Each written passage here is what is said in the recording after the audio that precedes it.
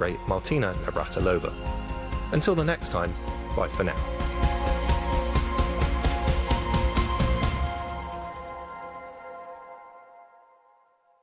From the BBC, that was the interview. Good morning, Manitoba, and hello, Winnipeg. I'm Marcy Marcusa. This is Information Radio, and we're live in our CBC studios downtown. You're on 89.3 FM, 990 AM, on the app, on YouTube. And we're going to have some light snow this morning and a high of -8 in Winnipeg. This is a mild day of the week before it gets really cold for the end of the year. It's going to be windy, too, though. So don't be fooled, because often, winter, wind, it'll feel cold. Winds will be northwest, 30 gusting to 50 around noon. So the wind chill today will feel around -21 or so.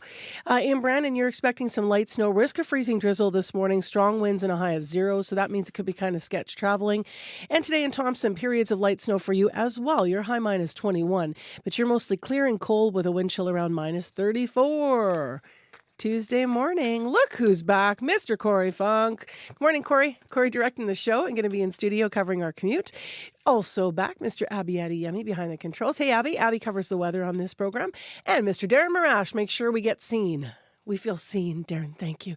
Darren's our producer of our YouTube stream. If you're watching the show there, and please do. Let's go to Heather Wells. She is back as well in our news center, and she'll begin with headlines at 6:02. Good morning, Heather. Good morning.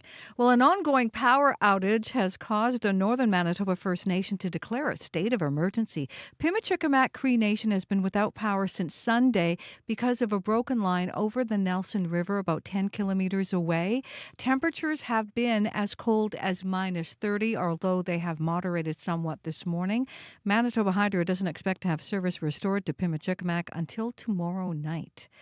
Families of First Nations women whose remains were recovered from a Winnipeg area landfill this year are torn over what the search did for reconciliation with Indigenous peoples. We're going to hear more in our next local news coming up at 6:30. All right. Thanks, Heather. Thank you. Well, I mentioned the day's weather. I should mention Churchill. This is for tomorrow, but there is a winter storm watch.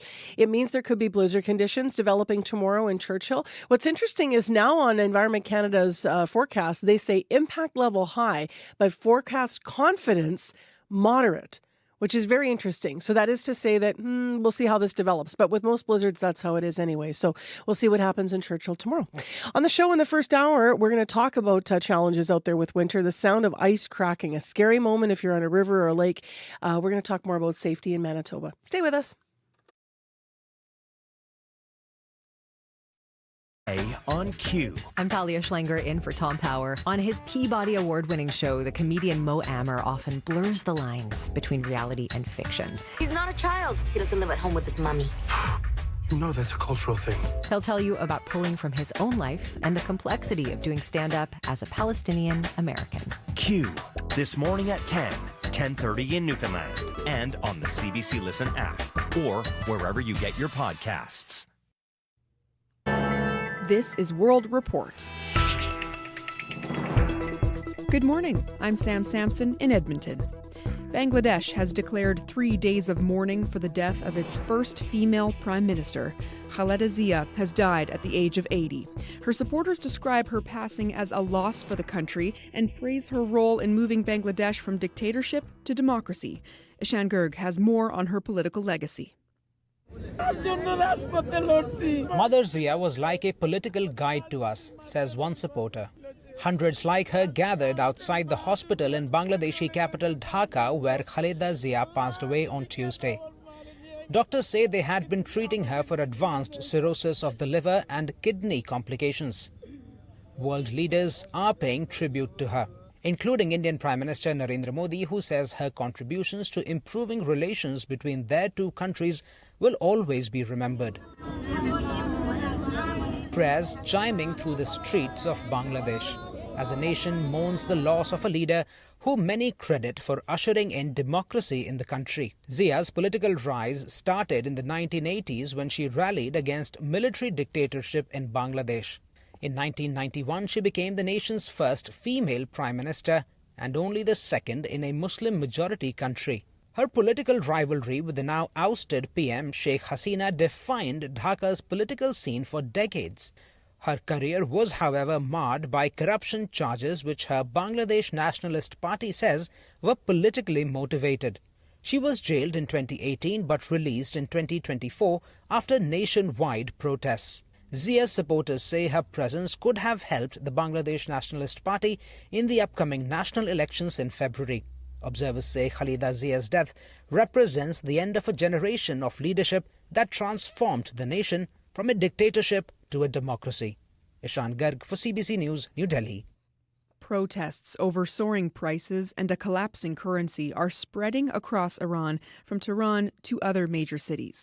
Authorities have closed all government, commercial, and educational centers in Tehran province. Security forces are heavily deployed, and clashes with protesters have been reported. Students at the University of Tehran have been especially vocal. Their slogans call for freedom and dignity, reflecting growing unrest across the country. The government says it has ordered talks with protest representatives, but frustrations continue to rise. A new search for the missing Malaysia Airlines flight MH370 resumes today. The plane vanished almost 12 years ago while flying from Kuala Lumpur to Beijing. It was carrying 239 people, mostly Chinese nationals, including a Canadian couple. Its disappearance remains one of aviation's greatest mysteries. Michelle Song explains. Finding the plane, finding my loved ones, finding the truth. I believe these are things I must do in my lifetime, says Zhang Hui. He remembers waving goodbye to his mother before she boarded the Malaysian Airlines flight that went missing and spent 11 years campaigning for answers. Now, the Malaysian government says the search continues with the help of US and UK-based robotics company Ocean Infinity. Hui says some of the victims' families are feeling encouraged, and others believe that the search is just for show, since the Malaysian government isn't doing it very openly. Flight MH370 disappeared in March of 2014, carrying 239 people, including a Canadian couple, but most of whom were Chinese nationals. The aircraft heading to Beijing from Kuala Lumpur disappeared from radar after it veered off course. Last seen headed towards the far southern Indian Ocean. Ocean Infinity now aims to search over 15,000 square kilometers of the seabed over the course of 55 days. John Cox is an aviation analyst. There's reason to be hopeful. They're using the newest technology. They're at a good time of year, and they know where they have searched previously. But a prior multinational search resulted in no answers, leading to many theories. So all eyes will be on Ocean Infinity, and it will only be paid if the wreckage is found. Michelle Song, CBC News, Toronto. It's a holiday season firestorm in the UK, with politicians and the public asking the same question. What qualifies someone to be British? The debate over immigration has been reignited by a dual Egyptian-British citizen who arrived in the UK after years in an Egyptian jail. But old tweets of his, appearing to make racist and anti-Semitic comments, have surfaced, sparking calls for him to be stripped of citizenship and deported. World Report co-host John Northcott has more on this story from our London bureau. Alaa Abd El Fattah was imprisoned for years in Egypt and was granted UK citizenship in 2021. The day after Christmas this year, he was allowed to travel to the UK, where he was embraced by his family who had long fought for his release. But almost immediately afterwards, tweets that he'd written more than a decade ago, in which he appeared to attack supporters of Israel and saying he hated white people, came to light. He has since apologized, but nonetheless, the damage appears to have been done. Reform UK's Nigel Farage is leading the charge, launching a petition calling for Alaa Abd El Fattah to be deported and stripped of his British citizenship. Although he became a citizen under a Conservative government, current leader Kemi Badenoch is also calling for El Fattah to be deported. Chris Phillip is Shadow Home Secretary. People who express that kind of hatred, that kind of anti-white racism, that kind of extremism, who seek to incite violence, have no place in the United Kingdom. Still, though, it begs the question, should, as a British citizen, Al Fattah not have the same freedom of speech as others? Labour MP Emily Thornberry. I mean, he's going to get a chilly reception, and he can't possibly expect anything else, can he? But he's still a British citizen. Prime Minister Keir Starmer has said initially that he welcomed Al Fattah's arrival in the UK. His government now says it will review what they're calling information failures around the case. John Northcott, CBC News, London. Back in Canada, the company responsible for hospital transfers at Fraser Health in BC is launching a review after an elderly patient was dropped off at the wrong address. Jessica Chung reports. They were quite shocked. That was the reaction when Sonny Hundel's wife opened the door to a patient transfer truck outside their home in Surrey, BC, expecting her 83-year-old father-in-law, but instead, a stranger. We find out that they have brought somebody else by mistake. It's an elderly person and he was having trouble speaking. Turns out 2 patients with the same surname and first name initial both requested transports from Surrey Memorial Hospital. Hospital Transfers, the provider involved, says crews did confirm that information but didn't verify the full first name and health number. Laura Tamblin-Watts with the seniors advocacy organization CanAge says this speaks to a broader issue. We do understand that overcrowding and understaffing is an endemic issue, but we need to make sure that you're talking to the patient, you're asking where they are, where they're going, and who they are. The provider has launched 2 reviews into its patient verification process. Fraser Health says both patients were ultimately returned to their homes safely. Jessica Chung, CBC News, Vancouver. Justice can be a long and intimidating process, but in Ottawa, help is arriving on 4 legs. CBC's David Fraser has more.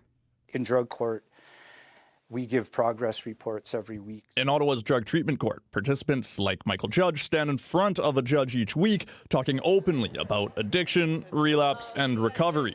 Usually, they aren't alone. When we're standing in front of the judge, the dogs will literally come up and lay at your feet. Judge has struggled with addiction. He says the dogs and their handlers change a courtroom's atmosphere. It totally breaks down that feeling of a heavy anxiety that the courtroom kind of creates. The dogs are part of Just Paws, a therapy dog service working in Ottawa's courthouse. Handlers like Susan Howe bring their dogs into court. They sit beside witnesses of crimes, people who often are reliving the worst moments of their lives. There's no judgment, there's no expectation, there's no nothing. He's just there for them. For police and prosecutors, the benefits go beyond emotional support. Alistair Donaghy investigates human trafficking. In court, he sees how fear and trauma can impact testimony and how the dogs can help witnesses give evidence. I think that they can recognize at times those stressful situations and just kind of take their mind off it and being able to focus on the questions and the difficult topics. Nancy Truss and her golden retriever Crush move through courtrooms, offering brief moments of comfort. The dogs don't care what you look like, what you sound like, what you feel like. They just want you to pet them and love them, and they love you right back. David Fraser, CBC News, Ottawa. That's the latest national and international news from World Report. I'm Sam Sampson. This is CBC News.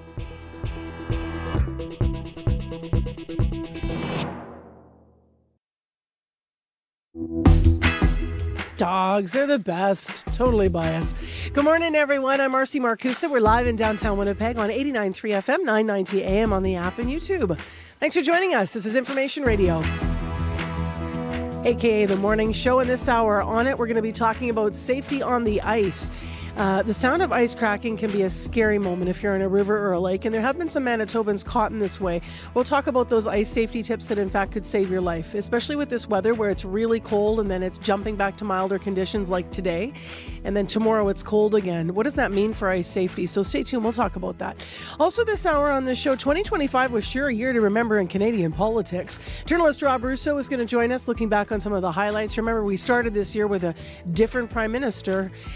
In addition, this hour at 10 to 7 this morning, the rise of China as a green energy superpower. We have that story with our climate reporter, Anayat Singh, so stay tuned for that. Might sound like an oxymoron to some, but it is not. We'll hear why just before 7. Right now, let's go to Heather Wells. She is in our news center this morning. 6:11 the time, and she has your headlines. Good morning. Good morning. Well, people in Pimachikamak Cree Nation are doing their best to try to stay warm in frozen temperatures. That community has declared a state of emergency without heat or access to clean water since Sunday night. The power went out because of a broken line over the Nelson River about 10 kilometers away. Lori Osborne lives in that community and says Her family is all bundled up in layers in a bunch of blankets in her room, the only warm place in the whole house. We're going to hear more from her. And the Burton Cummings Theater set an attendance record this year. Trade industry publication Polestar says more than 90,000 fans went to a concert or other event at the Burton in Winnipeg in 2025. We'll tell you what that adds up to coming up in our next local news at 6:30. All right, nice to end the year with a good story from the arts, right? in Winnipeg? Absolutely. All right, thanks, Heath. You're welcome. Let's get into this weather forecast. Today's the one-day wonder where we get this, we just have warm weather today, Abby. What's up? Yeah, it feels milder than yesterday, but we're still dealing with the tail end of some freezing rain towards the western part of the province this morning. We see light snow tapering off in the south, and then the northern part of the province tracking it all the way towards Churchill. We're expecting a blizzard to come that way. Overnight, we got that yellow warning for freezing rain for the Westman region covering Brandon, tracking it towards Nipawin, which means your travel might be a bit slick this morning due to that freezing rain that some areas in the region still sporting, so take it easy on the road. While for the further northern part of the province, we have that yellow watch for Churchill, powerful storms building, blizzard conditions may start overnight into tomorrow morning, but we're still watching that. For conditions in Winnipeg right now, we are at -12, light snow still falling outside. Temperatures will hold steady around this -12 for today. We might get to see it get to -10 later in the afternoon though. A high would be around -8 for the city, but expect some gusty winds to come with that. And while up north, frigid day, we're still seeing temperatures between -21 and -18. But for Winnipeg right now, it is -12 and just spotting some light snow in the city. And what a difference. You were mentioning Brandon. Brandon's -1. Yeah, I saw it earlier, like -1. Right? I know. It was so cold yesterday morning at this time. So this is certainly the transition day. All right, let's find out how that's affecting the commute and tee up the numbers to call Corey. Corey's back. Yay. Yes. Hi. The highways are also, once again, pretty poor conditions, actually, in much of southern Manitoba this morning. I got a call from Thomas. He said Highway 16 between Russell and Foxwarren, covered conditions. So that means, snow, ice, or some freezing rain there. He said it's pretty bad in that area. And sure enough, that's what's showing on Manitoba 511. Pretty much all over southern Manitoba this morning, particularly around Minnedosa area, Nipawin, and then even south of the city as well, around Niverville, Steinbach, and Beausejour as well. So careful if you're hitting the highways. It might not be ideal, but you can give me a call if you're seeing anything out on the highways here in the city. We'd love to hear from you if you're walking, biking, driving. That number, 204-788-3093.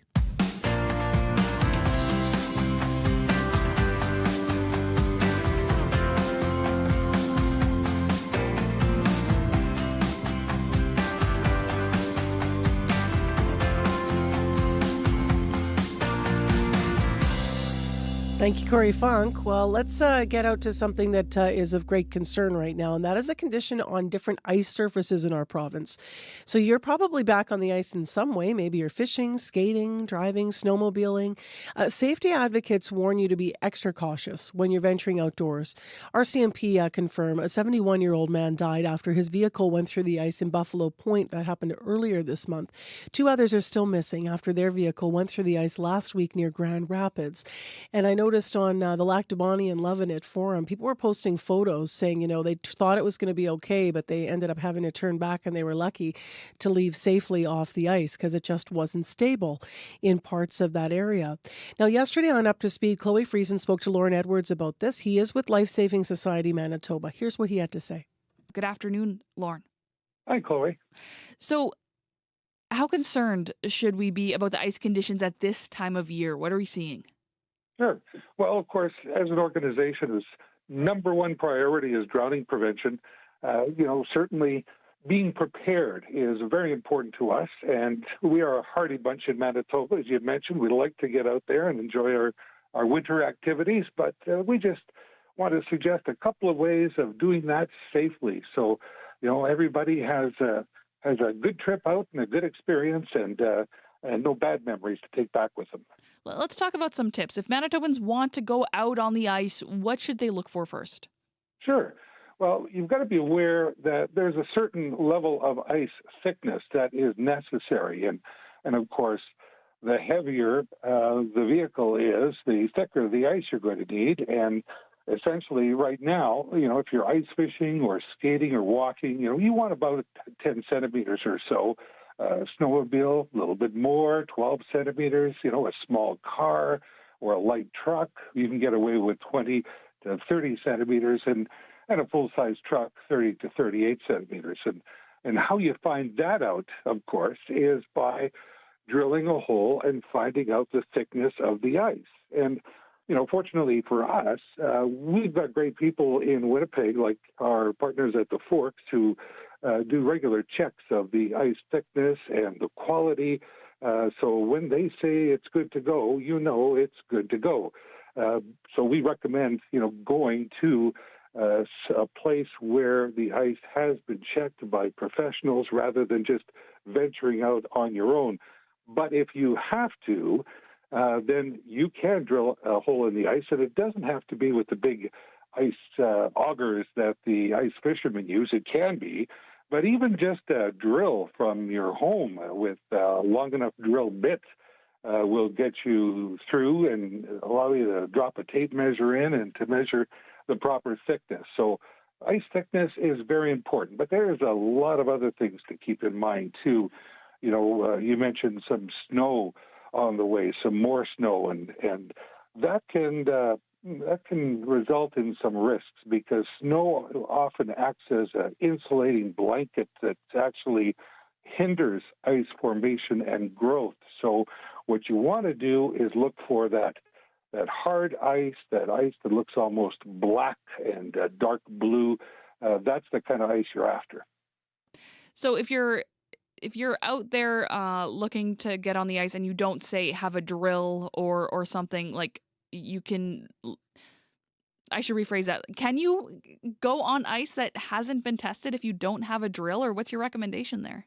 Well, we always recommend having the ice tested. Right. It's as simple as that because, in Winnipeg, for instance, you've got still a strong current underneath the ice that is producing even more risks. And the fluctuating temperatures can cause layers of ice, kind of air pockets in between layers of ice. It's risky. So, we advise, once again, to either drill a hole in the ice or go to areas that have been checked. And luckily, our partners at the Winnipeg Police Service and Winnipeg Fire Paramedic Service often put up the signs that give us an indication of where there is danger, where there is thin or unstable ice. So watch for those. I was surprised to see that a third of drownings in Manitoba happen in the winter months. Do you feel like Manitobans are aware of that fact, or do you think they need to take ice safety more seriously? Yeah, well, education is the key. And, we've seen it in all kinds of different circumstances. We've seen snowmobiles go through the ice. That's why we, together with Snowman, recommend snowmobilers stay to the trails because we know the trails are safe rather than venturing out onto the ice. We've even seen snow clearing equipment.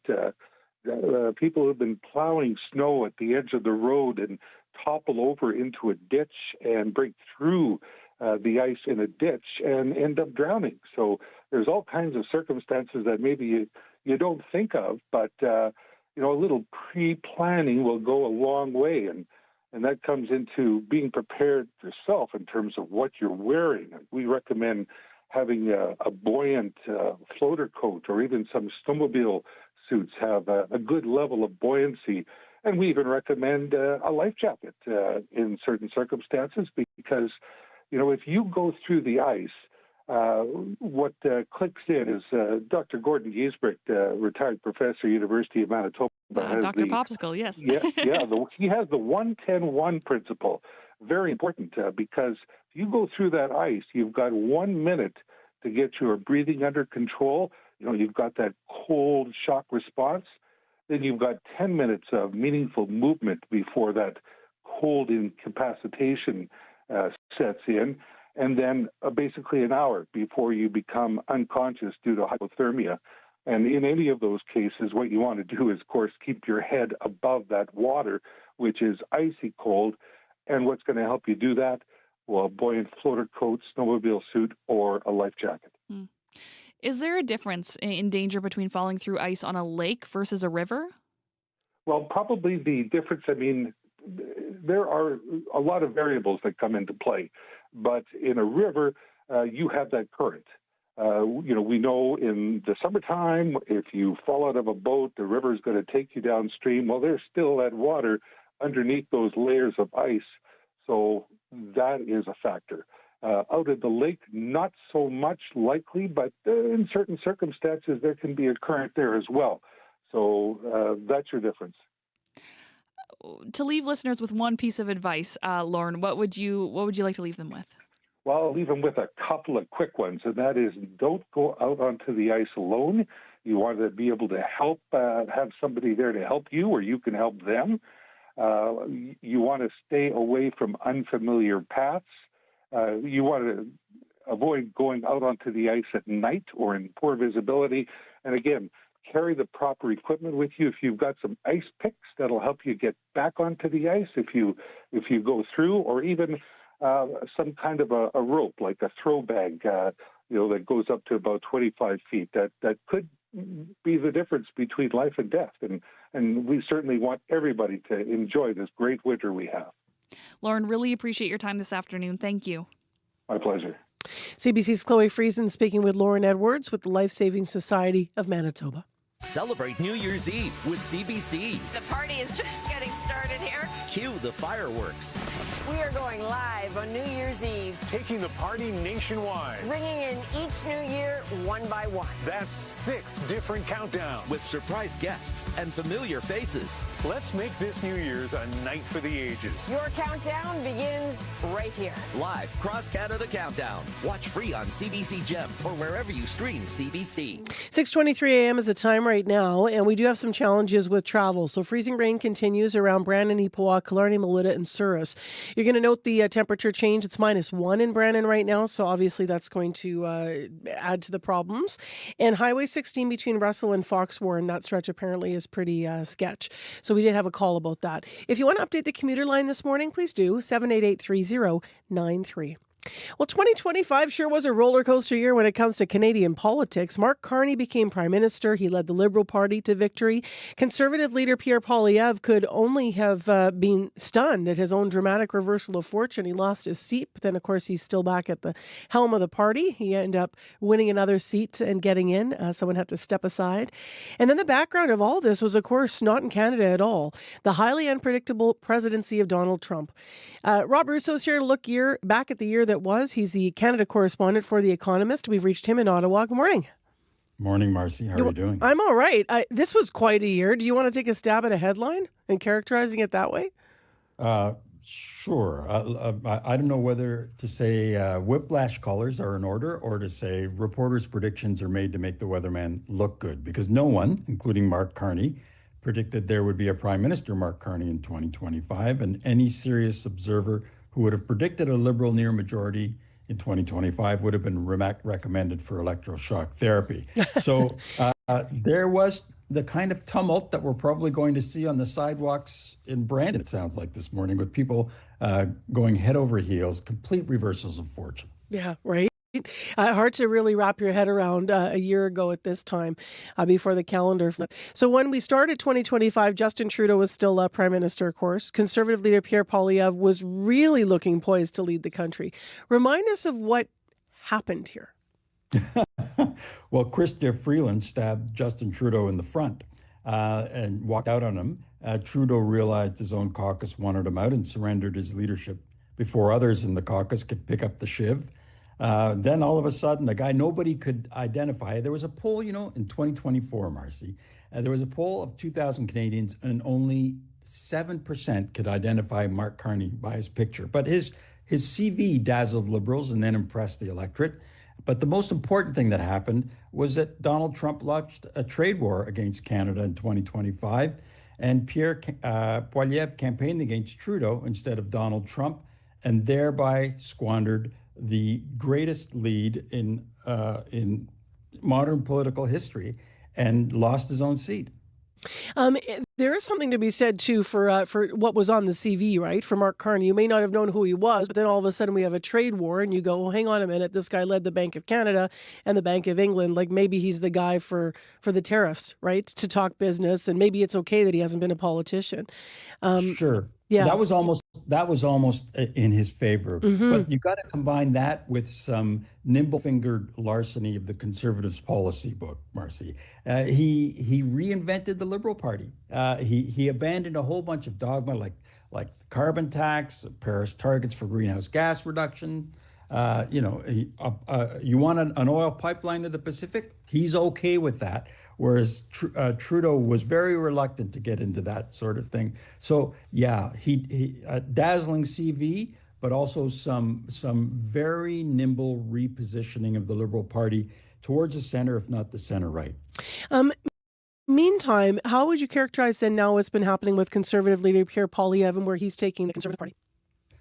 Look, there's some things that Mr. Poilievre did that were successes. He succeeded in identifying and delivering new votes in new segments of the population for the Conservative Party, particularly among younger and working Canadians. But Canadians decided they supported Mr. Poilievre's policies. They just don't support Mr. Poilievre. And there's no denying the Liberals stole much of their platform. But, if you look at people in his own caucus, there are clearly MPs who don't believe Mr. Poilievre can ever become prime minister because he's not seen as serious or sober enough for the job. He's going to win the leadership review next month in Calgary. I don't doubt that.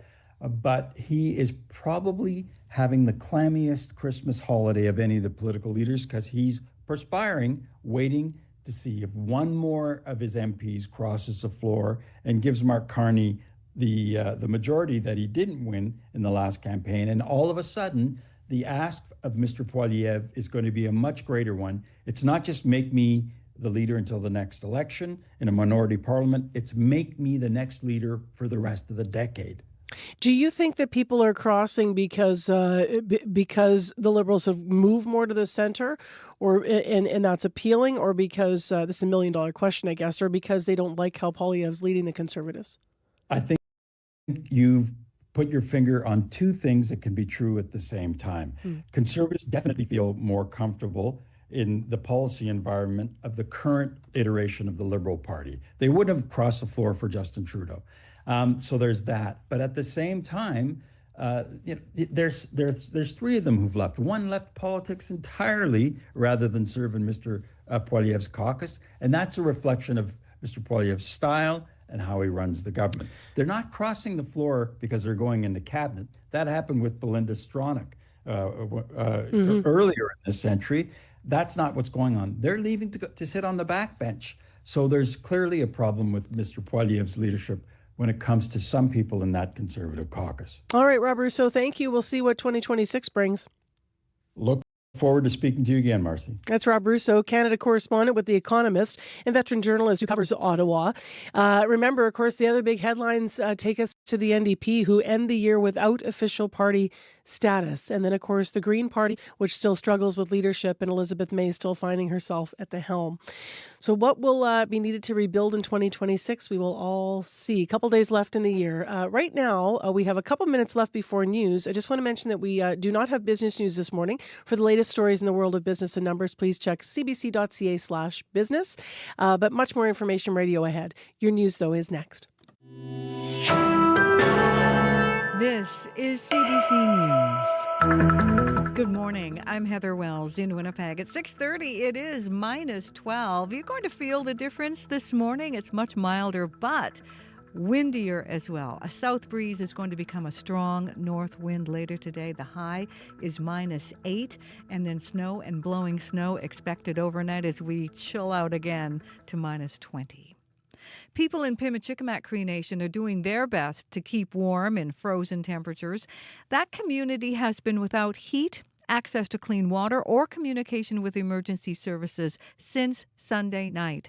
The First Nations power went out because of a broken line over the Nelson River about 10 kilometers away. Lori Osborne lives in Pimachikamak. She says temperatures have been as low as -30. Our windows are not really good right now, because there's a crack in our main window in the kitchen. So it's very cold in here.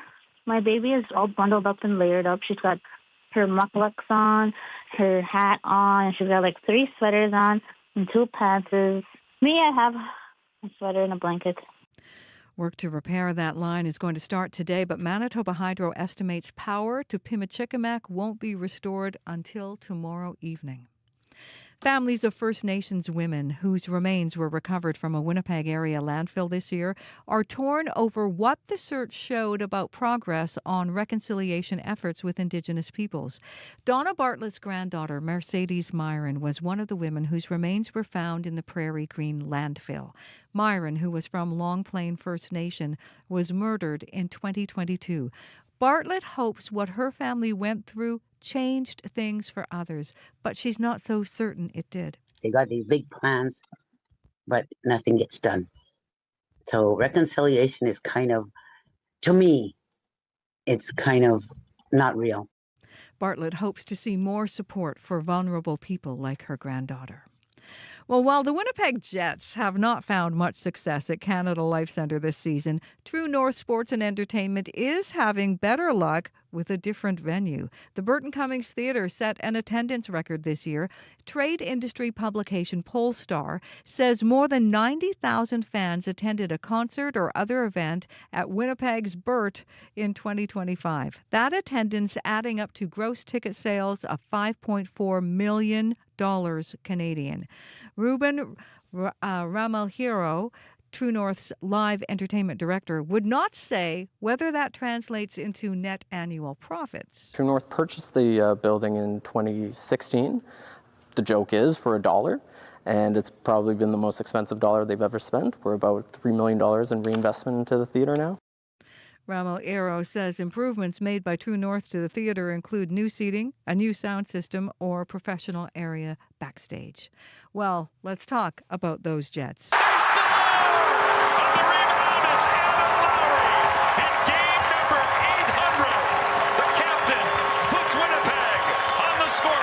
Adam Lowry in the third period on Prime last night. A late goal, but it wasn't enough against the Edmonton Oilers, handing Winnipeg the 6th straight loss. Even though the Jets outshot the Oilers 42-21, Coach Scott Arniel says it was a tough loss. We need points. We need the points. We got to find a way to, score some more goals than the opposition. We have to. We got to get points, but I can't criticize the effort. I can't criticize the battle, the opportunities, the game plan that we threw at them to, against their elite players. Next up, the Jets are in Detroit for an early New Year's Eve game. Puck drop is 5:30 tomorrow. Canada has moved into first place in their pool at the IIHF World Junior Hockey Championship. The Canadians, with a hat trick from Whitehorse native Gavin McKenna, to rout Denmark 9-1 in Minnesota last night. 3 other players netted 3 points apiece as Canada remained unbeaten in its first 3 games atop Group B. For McKenna, the consensus first overall pick at next summer's NHL entry draft, the big night and victory were especially rewarding with loved ones in the building. It's a long ways from home, wherever I usually play, so whenever you got some Yukoners in the building, and especially my family, it's that little bit more motivation for me to play my heart out and do it for them. Played his heart out. Canada's next game comes tomorrow, New Year's Eve, against Finland. You can find more news. All you have to do is head to cbc.ca/Manitoba. Yeah, good stuff for the World Juniors, especially after squeaking by Latvia. Latvia just has that confidence against us now, I think, after last year, but 9-1, wow. Yeah, amazing. But for the Jets... Oh, and the coach was saying the last 2 games, his team really did play well. We played, I think, I watched the game, the Minnesota game. I think we played better than Minnesota. Just couldn't win. But, I can't win. Needs those points. That's he keeps stressing. We got to get those points. Yeah. Thanks, Heather. You're welcome. Later in the show, actually, the content creator for Winnipeg Sports Talk is going to be joining us to talk about, what it's like to be watching this season, this difficult season. And also we're going to talk to her, Alyssa Hood, about whether or not we're going to start talking about coaching changes. When you look at a season like this, is that something that's going to start getting into the conversation, rather? So that's a little bit later on the show. Right now, it's time at 6:36 6 a.m. for your regional forecast. On this second last day of the year, here is Abby with the deets. Good morning, Marcy. I'll call it a day of divided weather. We're looking at most of the regions in the southern part of the province this morning, experiencing some regions seeing snow, while most of the regions already seeing some light freezing drizzle, which means we will be experiencing slick roads in the southern part of the province. As we travel towards Brandon, you might notice slippery conditions, and even towards Labroquerie and Steinbach, you'll be noticing some slippery conditions there also, while the yellow winter watch is preparing the far north for dangerous blizzard conditions and powerful gusts that will be arriving later tonight. But for Winnipeg, -12 at this time, freezing drizzle, some light snow also falling with that. Temperatures will hover near -10 this morning before reaching our daily high of about -8 later today. Similar conditions we're seeing in the Pemna Valley region. However, temperatures there, we're looking at -2 at this time, also getting some light freezing drizzle in that part of the province. You're heading for a high of -5. For folks in the Westman region, Brandon and surrounding communities, you are at -1 at this time. Ongoing freezing rain still making things slippery for travel in that part of the province. You warm up to 0 later. For Dauphin and surrounding communities, -7 and cloudy, a slim chance of light snow as your temperature drops to -14 by the afternoon period. For Gimli, it's cloudy out there, -14 at this time. Your high will get to -7. Expect that today, though some freezing drizzle also coming your way. For the powerful influence surrounding communities, light snow falling at this time. Current temperatures near -17. The wind chill makes it feel close to -30. You drop to -18 later. Thompson is seeing light snow also, -21 at this time, with that wind chill of -34. A risk of frostbite through the day for folks in that region. I mean, looking at conditions around Tuduli Lake, we're seeing frigid -25 in that part of the province. Light snow with the wind chills around -44, -45. Frostbite happens in minutes with this condition, so take it easy out there. And finally, in Churchill, -20. Light snow falling there, though preparing you for that major storm coming your way later tonight. Your high, you see temperatures get to -28 today, but conditions will change rapidly as we get towards Wednesday with those blizzard conditions building for that part of the province. So overall, we're expecting that transition, Marcy, that would happen. For the south, we just warm up a bit and then it gets cold. And then up north, we're seeing blizzard building for folks in the Churchill region. Winnipeg right now, -12, freezing drizzle outside. All right, thanks, Abby. Thank you. That's causing some issues. Corey's got calls already from the highways. Yeah, I got a call from Thomas about the Highway 16 around Foxwarren, Russell, freezing rain making things slippery. A lot of snow-covered conditions as well. Also got a call from someone about Steinbach, Labroquerie, freezing rain making things slippery on the highways there too. Also looking on Manitoba 511, Highway 75 right now, snow-covered quite a bit, all the way from Winnipeg right to the U.S. border. So very, very poor driving conditions on Highway 75 this morning as well. It does look like lots of plows are doing their work on Highway 1, both east and west of Winnipeg.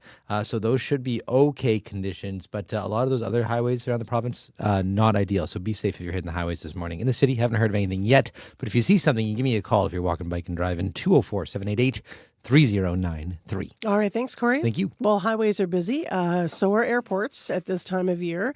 And when you think of people working in the airline industry, obviously you might be thinking of pilots or flight attendants, but next on the show, we're actually going to take a moment to focus on a profession that is also vital, maybe even more vital when it comes to your plane getting to where you want to go this holiday season.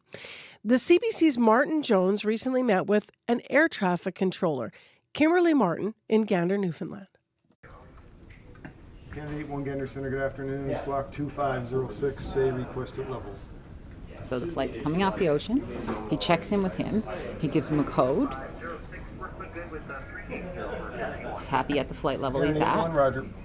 So he can leave him there. Now when he gets, he's actually on the edge. Okay, so here in Gander, there are 3 different categories of air traffic controllers. We have ocean controllers, high-level controllers, and low-level controllers.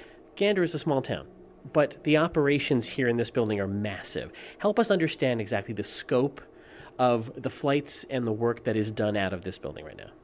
Okay, so Gander is a small town, absolutely. However, the grasp of what we do at NAV Canada here is all the transatlantic flights. We're the busiest probably in the world when it comes to transatlantic travel. So any flight that's going across the ocean, any flight that's going to Europe, we will work. They'll go through Gander's airspace. Last year was our busiest year of oceanic traffic. We worked over 500,000 aircraft last year. We had our biggest year ever, and I think we're on par to even surpass that this year. So I don't think what people understand is that we are the busiest oceanic sector.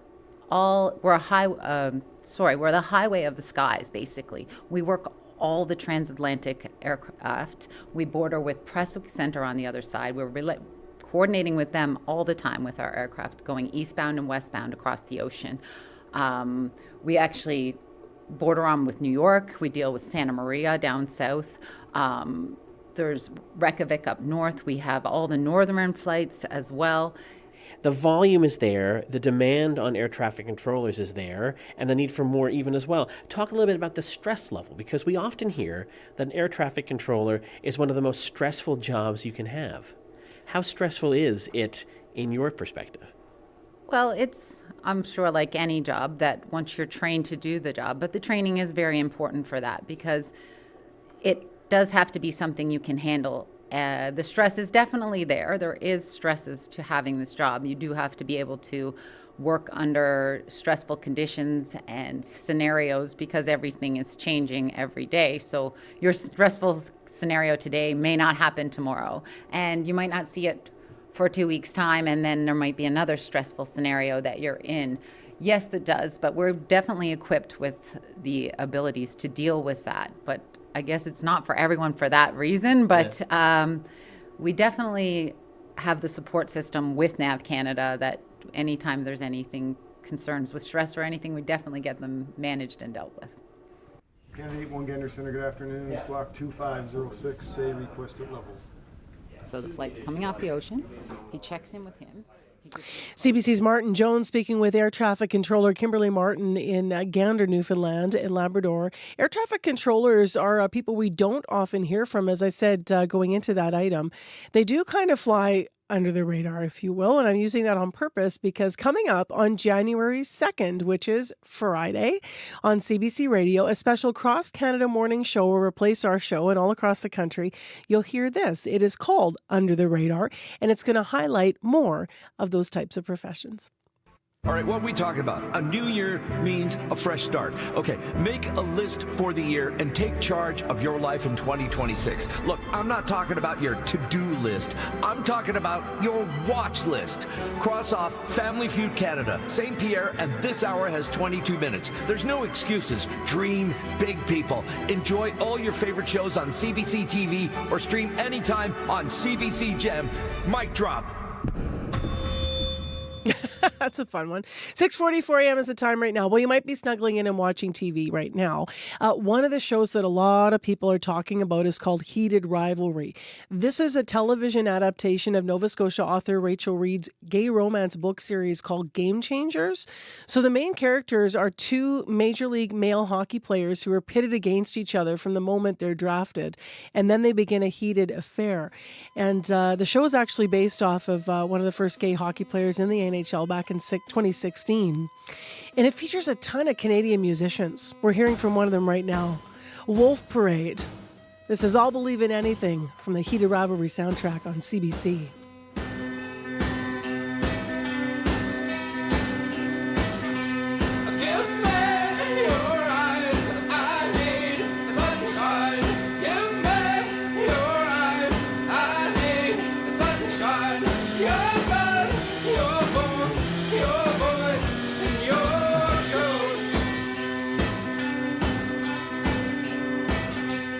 Both men are very brave, walk around with both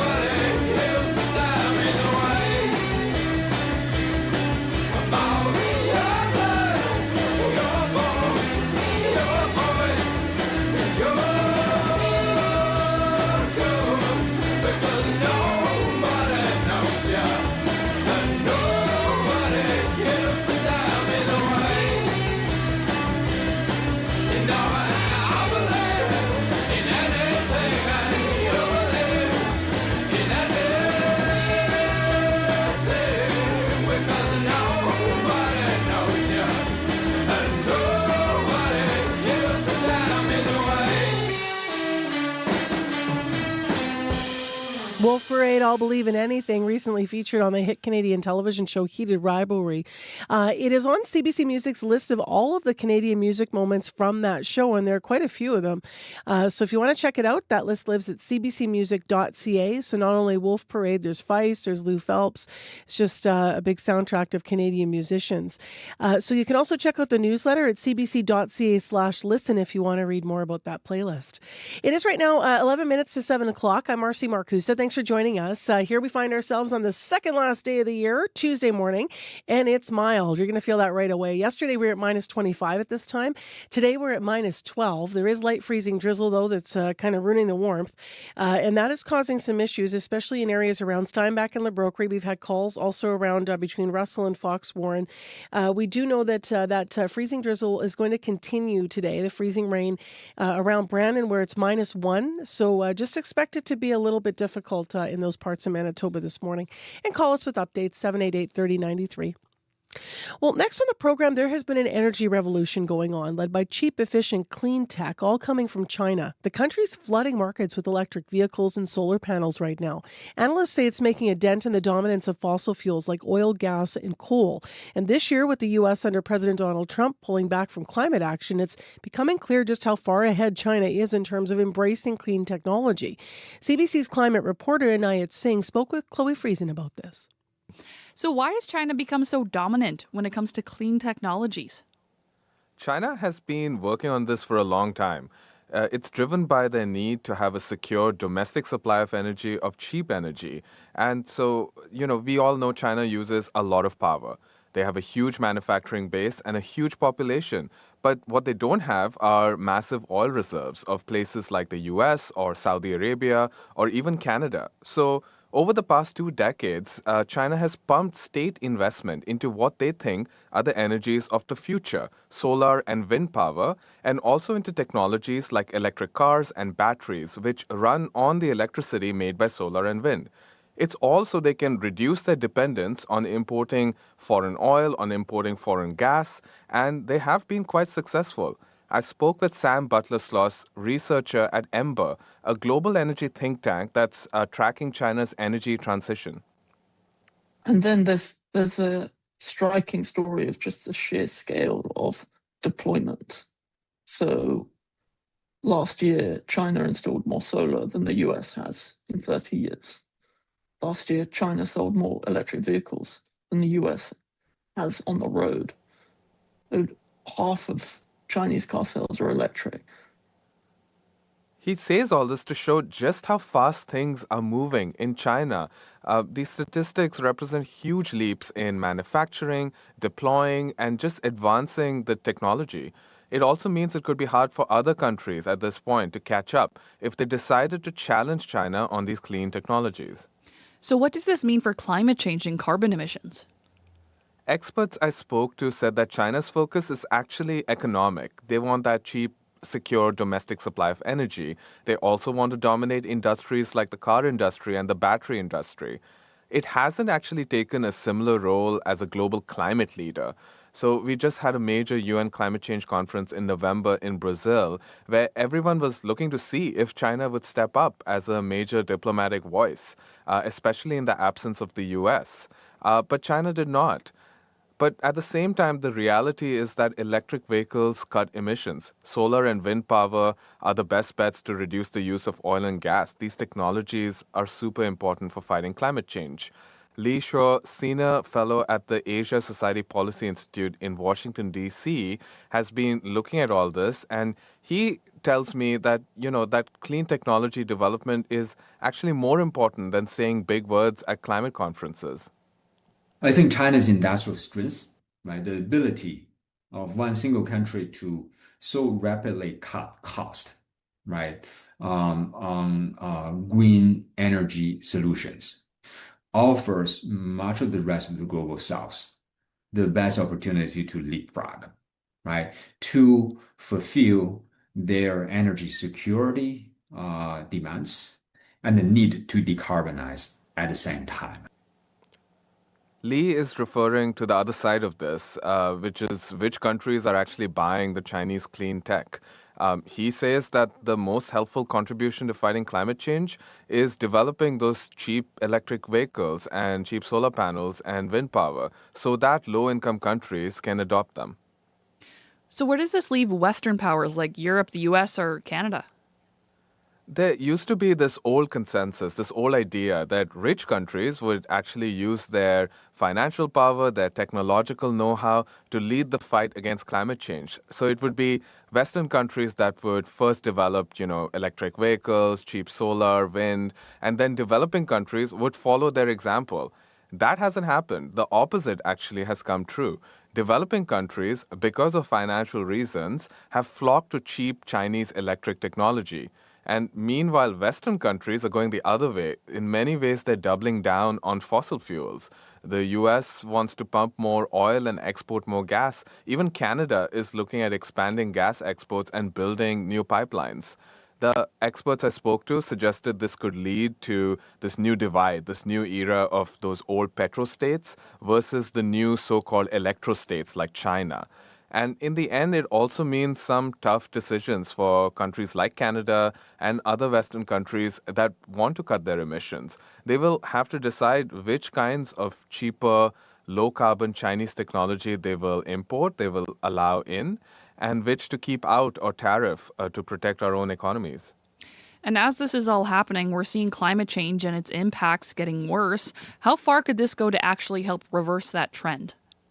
That's an important question because that's what this is all about, fighting climate change. And climate change and carbon emissions are continuing and growing. Every year we experience devastating, unprecedented climate disasters here in Canada and abroad. And China is a big cause of that, right? It remains a major polluter. It's the world's biggest carbon emitter. But at the same time, a lot of people are still pinning their hopes on Chinese technology because it seems like climate diplomacy, climate negotiations aren't actually working. So the annual UN climate conferences now don't have the US. The US under Donald Trump has pulled out, and no other major power has stepped up. More importantly, developing countries have sort of lost faith in Western nations, right? As I mentioned before, it hasn't panned out that Western countries would lead this energy transition, and developing countries were promised that Western countries would help them kind of fight carbon emissions and climate change. That hasn't happened. So instead, developing countries are turning to technological solutions. According to Ember's research, over 2/3 of developing countries now have more solar as a proportion of their power generation than the US does. So they're in many ways taking things into their own hands and going far ahead. They're showing how to decarbonize to the rest of the world. We'll have to see, but at this point, it looks like the adoption of these clean technologies has reached critical levels across the developing world. And perhaps the cheaper, better technology will just win out and solve the climate problem as well. Thanks for this. Thank you. That's a CBC's Chloe Friesen in conversation with Anayat Singh, who is climate reporter for CBC nationally. Let's get to local headlines in Manitoba now. Here's Heather Wells. Good morning. Well, an ongoing power outage has caused a northern Manitoba First Nation to declare a state of emergency. Pimachikamak Cree Nation has been without power since Sunday because of that broken power line. A woman there says temperatures have been as cold as minus 30. They're all huddled up in one room in her house. Winnipeg's Burton Cummings Theater set an attendance record this year. Trade industry publication Polestar says the downtown venue ranked number 92 in the world among soft seat theaters. We're going to hear more coming up in our next local news at 7:30. Thanks, Heather. Thank you. There's a blizzard watch, winter storm watch for up around Churchill. Now, that if that develops, it'll be tomorrow morning. For today, we have the freezing rain that is an issue in Westman, and we have mild conditions there with -1 in Brandon. Here in Winnipeg, light freezing drizzle as well. It's -12. We're going to be around -8 for the day, and the wind will be northwest 30 to 50. So that's a forecast. Watching on the highways, check 511. It could be a little bit snow covered. Plows out from Winnipeg to the U.S. border south. Also, Steinbach around LaBroquerie and also Russell and Foxwarren areas. Sketchy conditions, slippery conditions reported there on our commuter line. 788-3093 if you do want to reach us. Well, you know what the question is for tomorrow night. What are you doing New Year's Eve? Well, in Winnipeg, some say we're a boring city for nightlife. Today on the show, we're going to revisit a conversation with Ottawa's Nightlife mayor to find out what he does in that city and what we might copy in Winnipeg to improve things for our nightlife. Also, if you have your resolutions ready for 2026, we'll talk to an expert about the tradition and the psychology behind it. That's coming up. And then at 10 to 8. The last few years have been tough on live music, but as Heather just mentioned, maybe not for the Burt.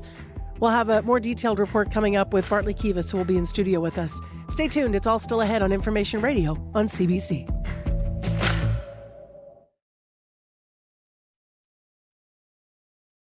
Today on The Current. 1 in 5 Canadians depends on charitable services for their essential needs. For many Canadians, the holiday season is a time for generosity and giving. But in recent years, volunteering has been on the decline and financial generosity has hit its lowest point in 2 decades. What does it mean for our communities when we stop giving? The Current, this morning at 8:37, 9:07 in Newfoundland, and on the CBC Listen app. This is World Report. Good morning, I'm Sam Sampson in Edmonton. Across Iran, students and citizens are pouring into the streets in protest against soaring prices and a collapsing currency.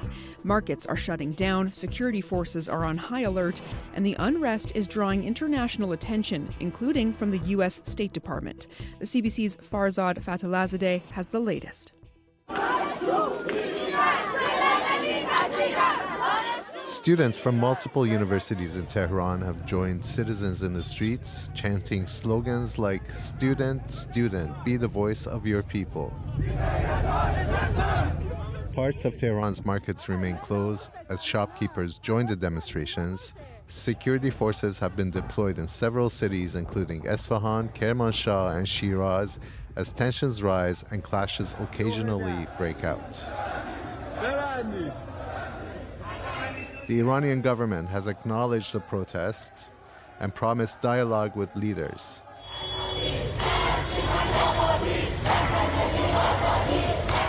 These demonstrations echo earlier protests, including the 2022 nationwide unrest triggered by the death of Mahsa Amini in the custody of Iran's morality police. That was a moment that ignited widespread calls for social and political change.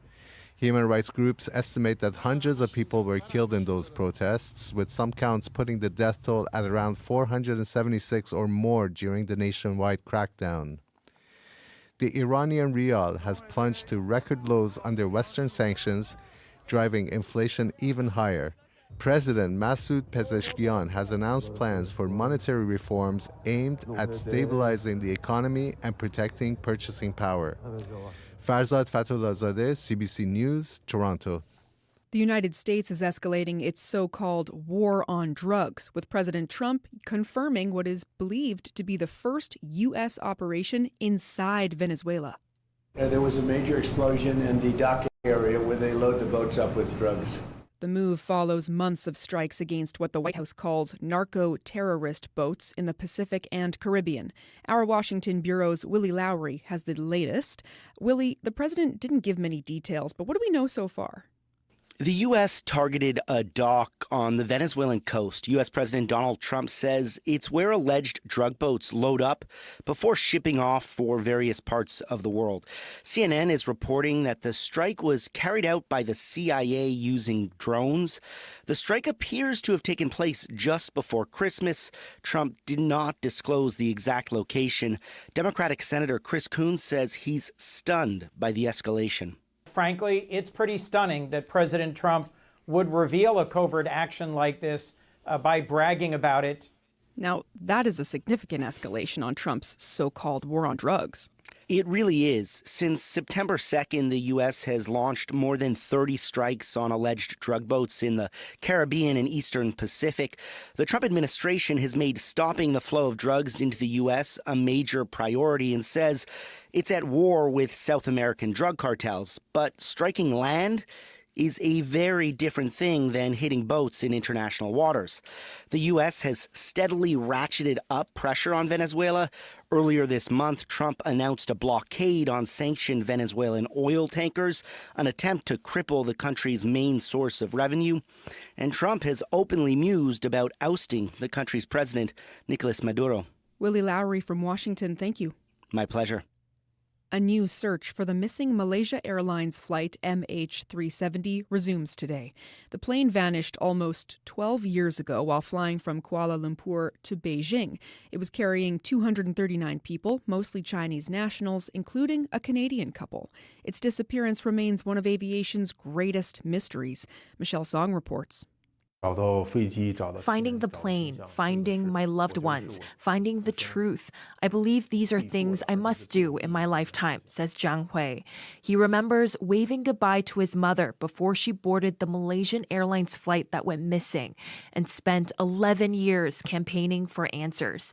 Now, the Malaysian government says the search continues with the help of US and UK-based robotics company Ocean Infinity. Hui says some of the victims' families are feeling encouraged, and others believe that the search is just for show, since the Malaysian government isn't doing it very openly. Flight MH370 disappeared in March of 2014, carrying 239 people, including a Canadian couple, but most of whom were Chinese nationals. The aircraft heading to Beijing from Kuala Lumpur disappeared from radar after it veered off course. Last seen headed towards the far southern Indian Ocean. Ocean Infinity now aims to search over 15,000 square kilometers of the seabed over the course of 55 days. John Cox is an aviation analyst. There's reason to be hopeful. They're using the newest technology. They're at a good time of year, and they know where they have searched previously. But a prior multinational search resulted in no answers, leading to many theories. So all eyes will be on Ocean Infinity, and it will only be paid if the wreckage is found. Michelle Song, CBC News, Toronto. The Canada Revenue Agency is stepping up efforts to recover COVID-19 benefits. During the pandemic, billions were paid out to people later found ineligible. So far, more than $10 billion is still owed. Jamie Strachan has more.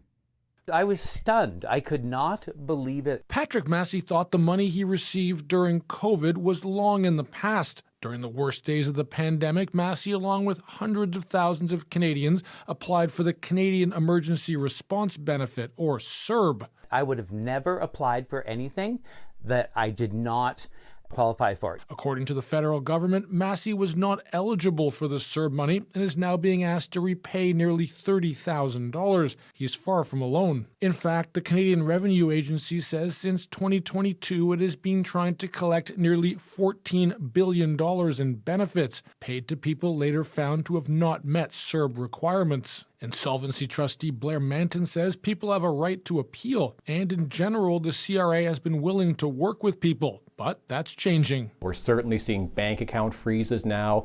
We're seeing garnishees. The Canadian Taxpayers Federation warned of this scenario. Franco Terrazzano says there were flaws in the program from the beginning. The lack of due diligence at the front end, the lack of proper guardrails at the front end to protect taxpayers from a multi-billion-dollar mistake. That clearly didn't happen. Now taxpayers are on the hook for billions that may never be collected. Because I don't have the money, and I can't afford to lose $27,000. But this isn't a problem that will just go away. Blair Manton says there is no statute of limitations on this debt and warns the longer you wait to find a resolution, the more severe the impact will be. Jamie Strachan, CBC News, Toronto. And finally, justice can be a long and intimidating process, especially for victims, witnesses, and people trying to turn their lives around. But in Ottawa, help is arriving on 4 legs. A therapy dog program is offering calm moments in the courthouse, and the CBC's David Fraser has more. In drug court, we give progress reports every week. In Ottawa's drug treatment court, participants like Michael Judge stand in front of a judge each week, talking openly about addiction, relapse, and recovery. Usually, they aren't alone. When we're standing in front of the judge, the dogs will literally come up and lay at your feet. Judge has struggled with addiction. He says the dogs and their handlers change a courtroom's atmosphere. It totally breaks down that feeling of a heavy anxiety that the courtroom kind of creates. The dogs are part of Just Paws, a therapy dog service working in Ottawa's courthouse. Handlers like Susan Howe bring their dogs into court. They sit beside witnesses of crimes, people who often are reliving the worst moments of their lives. There's no judgment, there's no expectation, there's no nothing. He's just there for them. For police and prosecutors, the benefits go beyond emotional support. Alistair Donaghy investigates human trafficking. In court, he sees how fear and trauma can impact testimony and how the dogs can help witnesses give evidence. I think that they can recognize at times those stressful situations and just kind of take their mind off it and being able to focus on the questions and the difficult topics. Nancy Truss and her golden retriever Crush move through courtrooms,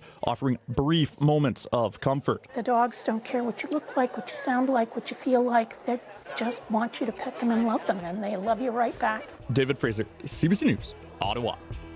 That's the latest national and international news from World Report. And hey, if you're enjoying our show and the World Report podcast, please follow us, tell a friend. It helps spread the word. I'm Sam Sampson. This is CBC News.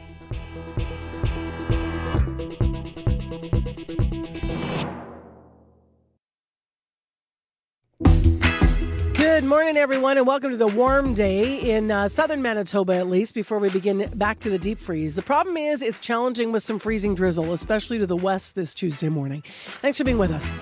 We will help you navigate that and lots more. Don't worry. I'm Marcy Marcusa. This is Information Radio, and you are on CBC. 89.3 FM, 990 AM on the app and YouTube. This hour on the show, tomorrow is New Year's Eve. It's a night where a lot of people say, well, what are you doing? Are you going out? You can explore the nightlife.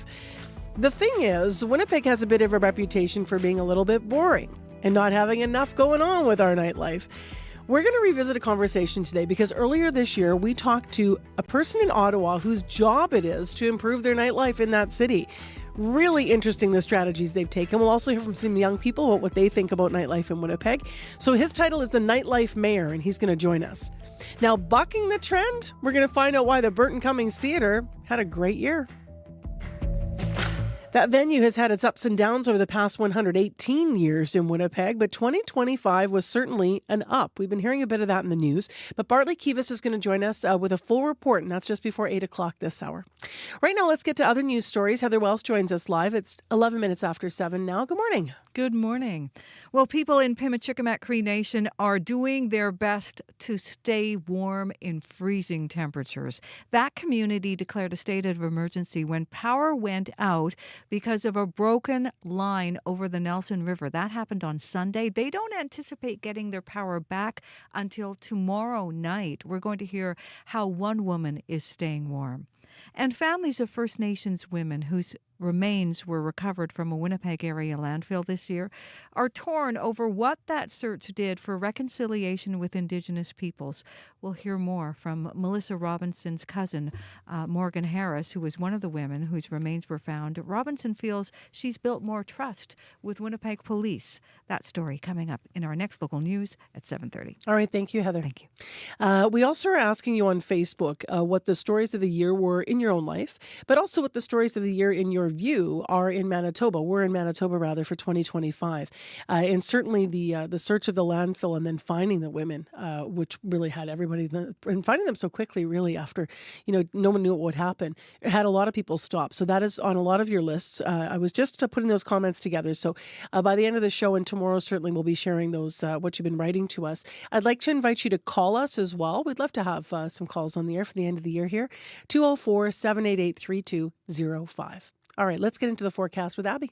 Good morning, Marcy. Light snow and freezing rain tracking in the southern part of the province and a major winter storm building for the north this morning. We're looking at those freezing rain from overnight in the Westman region, impacting Brandon all the way towards Verdun and surrounding communities. It's going to be making for very slippery roads this morning. And then further north, we have that yellow watch in effect for Churchill and nearby regions as a powerful storm is building to bring conditions really into the blizzard conditions that will be damaging stuff later tonight. So you need to take that into consideration as you prepare for tomorrow. For Winnipeg right now, -12. Light freezing drizzle right now in the city. Temperatures may stay steady around -10 this morning. The skies start to get cloudy in the afternoon and then we'll reach a high of -8, though we're going to be expecting some windy conditions that will turn gusty before we see those chilly temperatures of -21. And that will be coming with the wind chill and then some snow arriving tomorrow morning. Across the southern region, the Pimna Valley region, the Westman, the Parkland, the Interlake region, freezing rain and drizzle making very slick roads this morning. Temperatures hovering between 0 and -5, so you need to take it easy. And then up north, we're looking at those dangerous wind chills of -45 around Tuduli Lake this morning. So it's more like a split weather, freezing rain in the south and then blizzard conditions building in the northern part of the province. But right now, Winnipeg, we are at -12 and just seeing some freezing drizzle outside. And we're getting calls about that, and Corey's picking up the phone. Yeah, the highways, got a call from Thomas earlier about Highway 16 between Foxwarren and Russell. Very, very poor conditions there. You may want to slow down if you're hitting the highway there, as well as around La Broquerie and Steinbach. That's freezing rain, making things pretty tricky to drive and pretty slippery as well. Looking at Manitoba 511, Highway 75 right now is being reported as covered. And looking at a couple of those camera shots that are offered there on 511, quite covered. So not ideal, and poor visibility as well as you kind of get from Morris to the U.S. border. So heads up, if you're hitting the highways really anywhere in southern Manitoba this morning, you might run into some slippery conditions. Let me know what you're seeing out there. And here in the city, I haven't heard of any issues, but if you do see something, you can give me a call, 204-788-3093.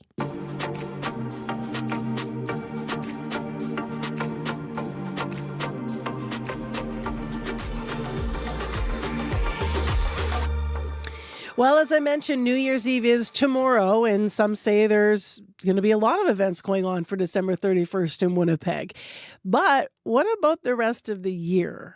Our city has a little bit of a problem. For night owls, events like Nuit Blanche are a taste of what the city's nightlife could be like on any given weekend, especially in the downtown. But we're not quite there yet, say a lot of folks. In Ottawa, to improve their scene, they actually hired a nightlife commissioner, also called a nightlife mayor.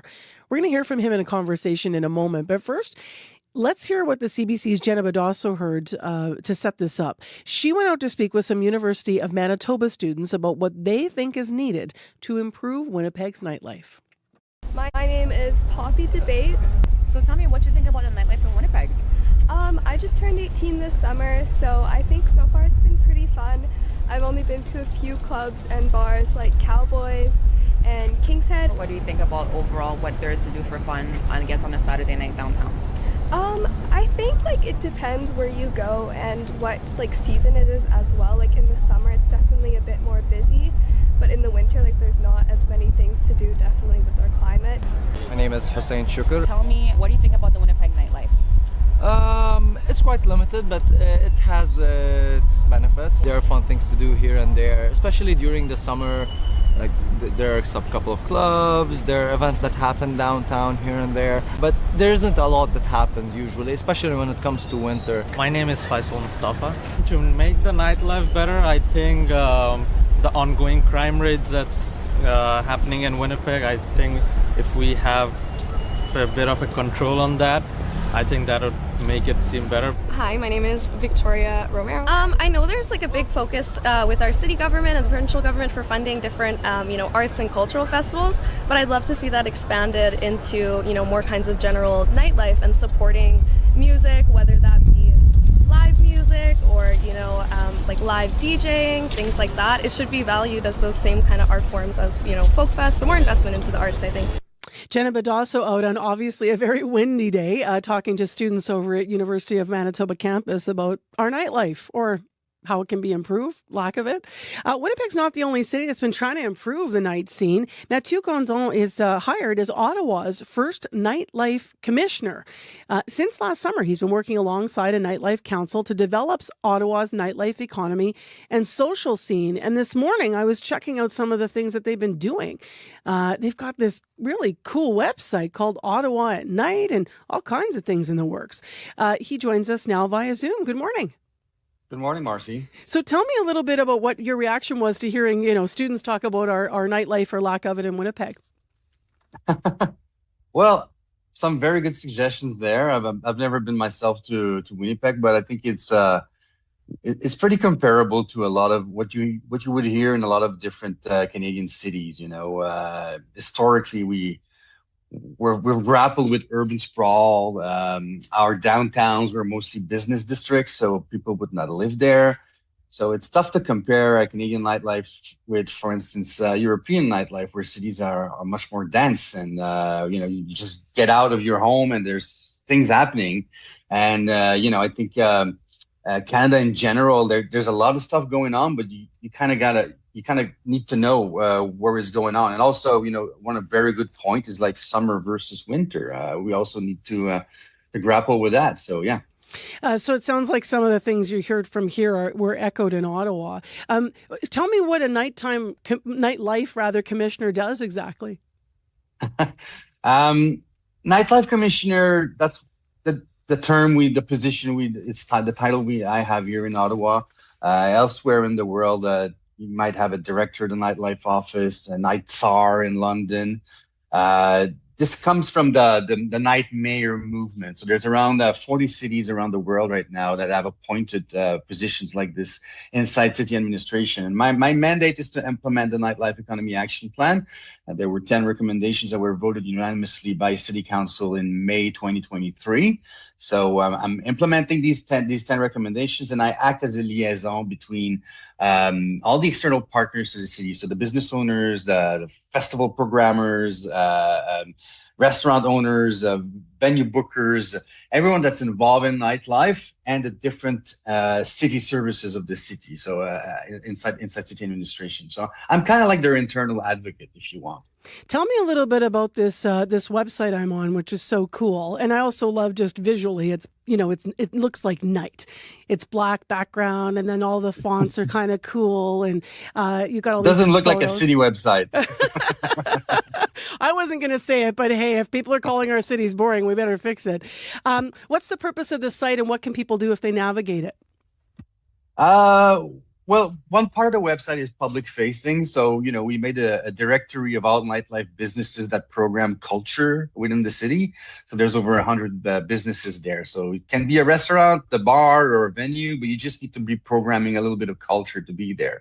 Because we had to draw the line somewhere, because there's there's over 4,000 nightlife businesses in Ottawa. So I really wanted to like this first iteration of the website, I wanted to focus on culture. So it's good for visitors. It's good for locals. If you're looking for what to do, you can search the different venues by different musical genres, types of show you're looking for.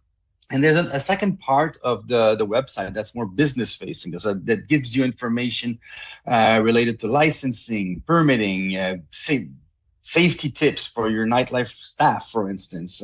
We're going to be rolling out a safety workshops for nightlife staff, so they can learn about how to deal with difficult situations or over intoxications or harassment in the workplace, etc., etc. So it's really a website that's got these two sides: one for the visitors, the residents, and one for the businesses. What have you learned about developing a bustling night scene in your first year as nightlife commissioner? Like, what has worked that you hold up as your greatest success, and how do you measure it? Well, I think the greatest success we had this summer is called Metcalfe Plaza. So it's a placemaking pilot we did for 6 weeks.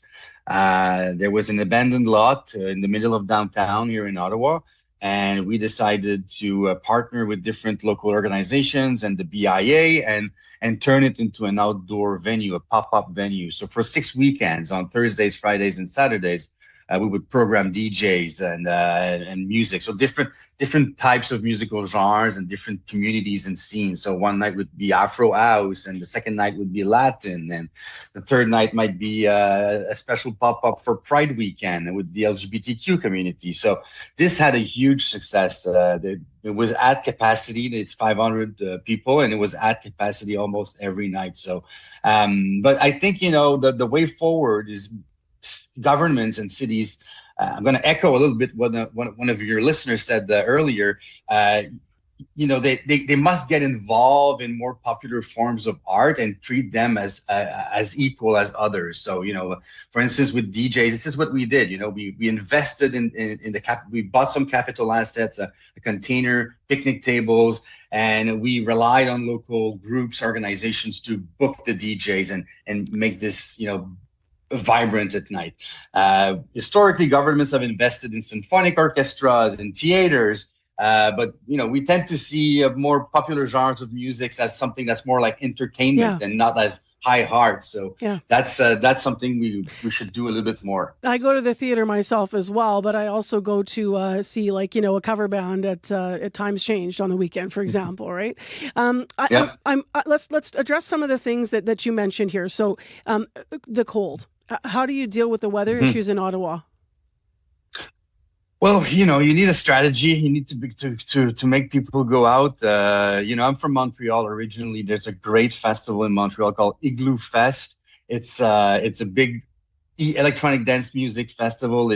There's 10,000 people that come to dance, even though it's -30 outside. So you can do it. You just need to program a little bit more creatively and give good reasons for people to go out, because this is what we're fighting against. We're fighting against Netflix. People who would just want to stay home and sit on their couch and watch TV, and it's even worse when it's cold outside. So we need to really give them good incentives to get out. And what about, you talked about safety plans and training and such and things that can come with nightlife, but university students also talked about crime, lack of transit, as some of the shortcomings. Have you had to address or found ways to address maybe those issues in Ottawa, if those resonate there? Well, these are huge structural issues that most Canadian cities deal with. Public transit thrives when there's urban density, and this is something we don't really have enough of in Canadian cities. And crime and homelessness and open drug use problems that this came back in full effect after COVID. So most Canadian cities have to deal with that. Myself, I'm what I say is a safe night is a busy night. So we need to animate it. We need to program it. This is the tools I have to try and have an impact on this. But we have 3 levels of governments trying to juggle with these problems, and multiple agencies. And you can't ask a nightlife commissioner to fix all these issues. But I think, one way I can act is, to program the public space. So, for instance, Metcalfe Plaza, that was an empty lot. That night you didn't feel really safe because there was nobody there. And then all of a sudden, 3 nights a week, you have 500 people partying. So it brings a lot of eyes on the street. And just last, I guess, you've talked about involving businesses. You've talked about government involvement as well. So some of this is, going to involve funding, but also partnerships. How important is that? Because some people might even want incentives from the businesses to come downtown at night, for example.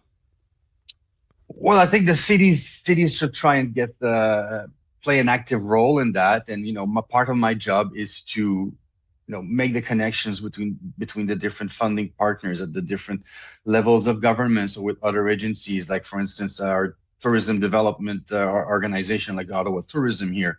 They sometimes have we have a destination development fund. So that's a source of funding that can help. This is the challenge, it always is finding the money.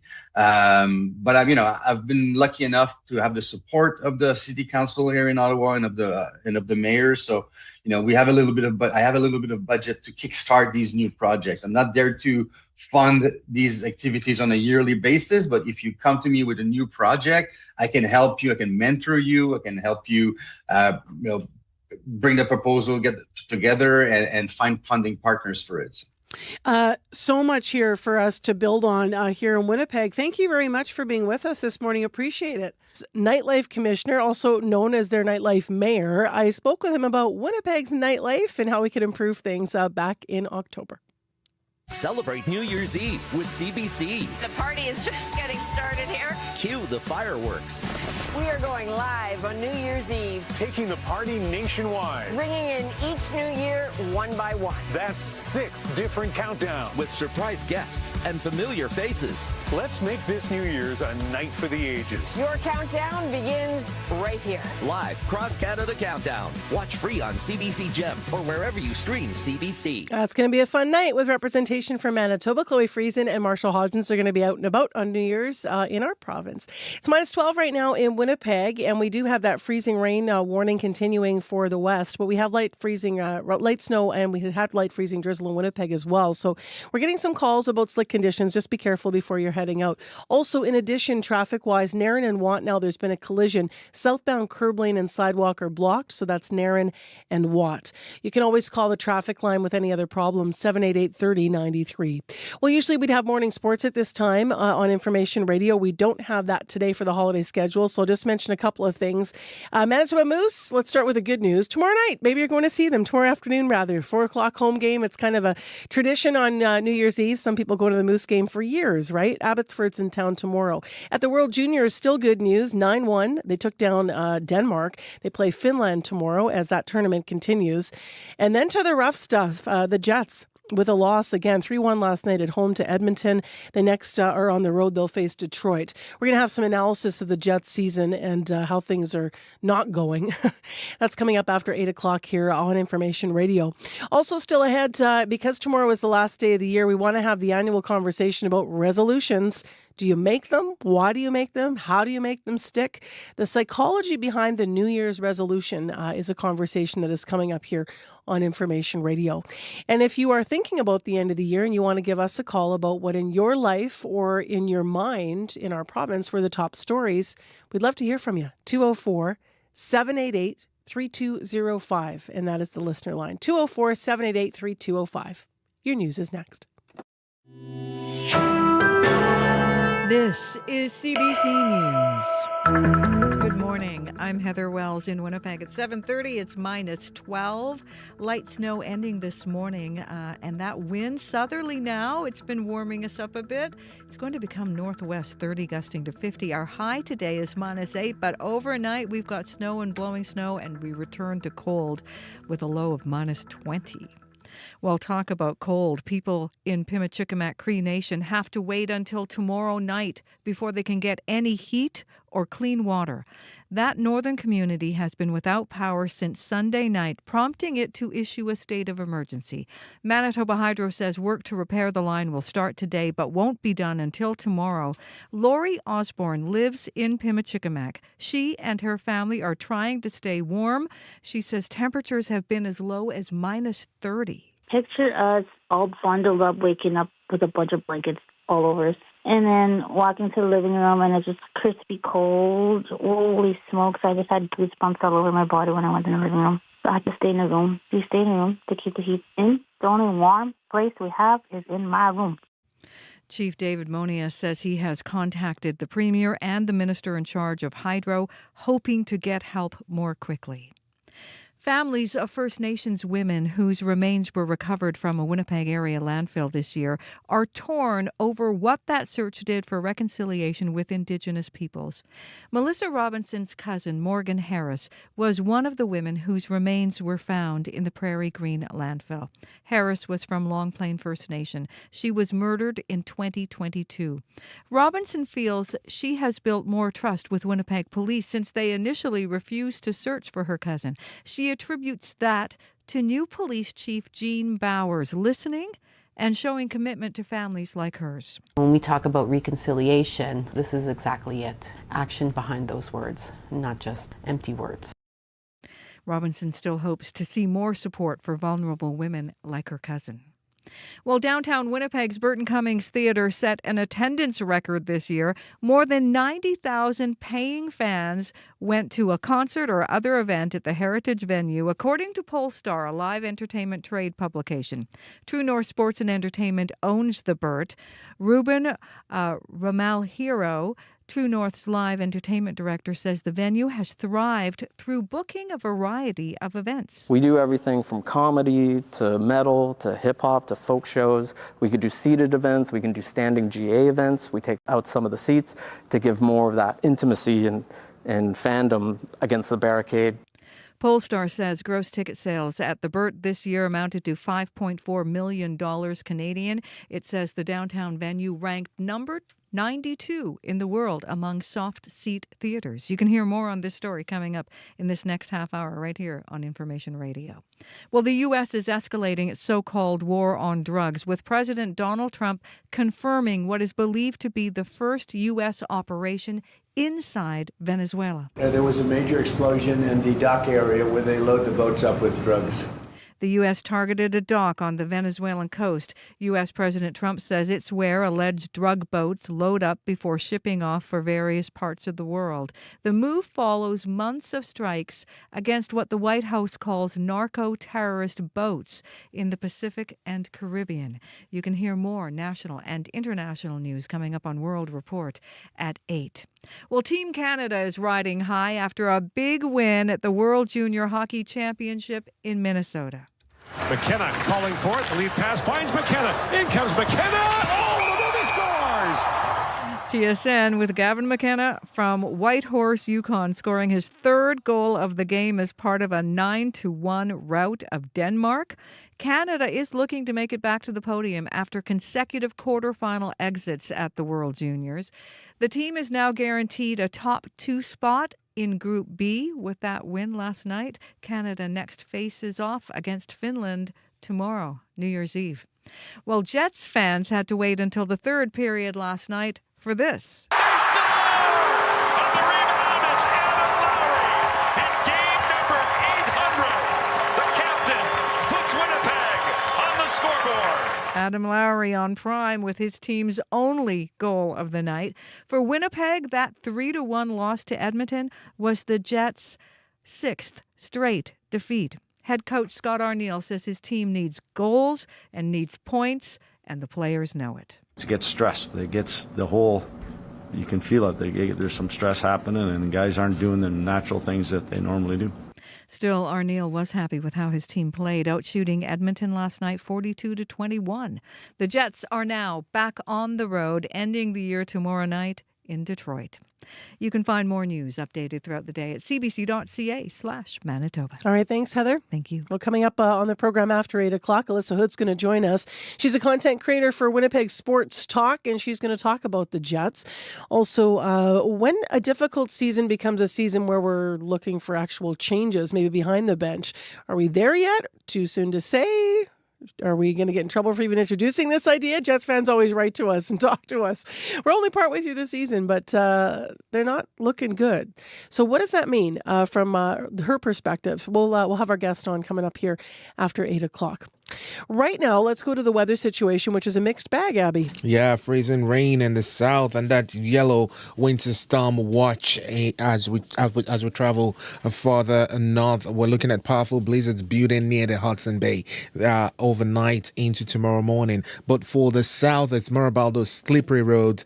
And for folks in Brandon, yes, you got freezing rain yesterday. It's going to be more slippery in that part of the province as you travel this morning. For Winnipeg, minus 12 at this time. Freezing drizzle coming along with that. Temperature holds steady around minus 10 before we reach a high of minus 8 later. We're going to notice those breezy conditions coming from the northwest as the winds will be picking up by the noon period. Then we'll see the snow taper off before some cloudy conditions, though more snow expected tonight into tomorrow morning. Similar conditions we're seeing in the Pemna Valley region. Current temperatures around minus 2 at this time. Also seeing freezing drizzle there.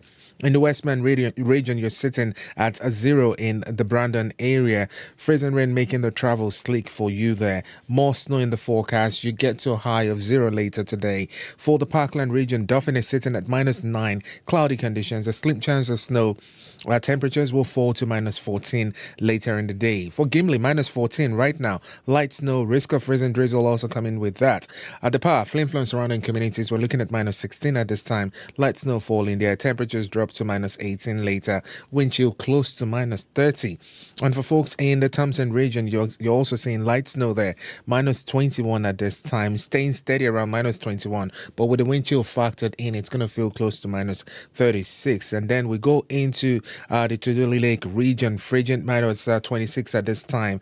Light snow with temperatures falling to about minus 31, though the wind chill close to minus 45, which means frostbite in minutes on exposed skin. And then finally in Churchill, we're looking at temperatures around minus 20 at this time.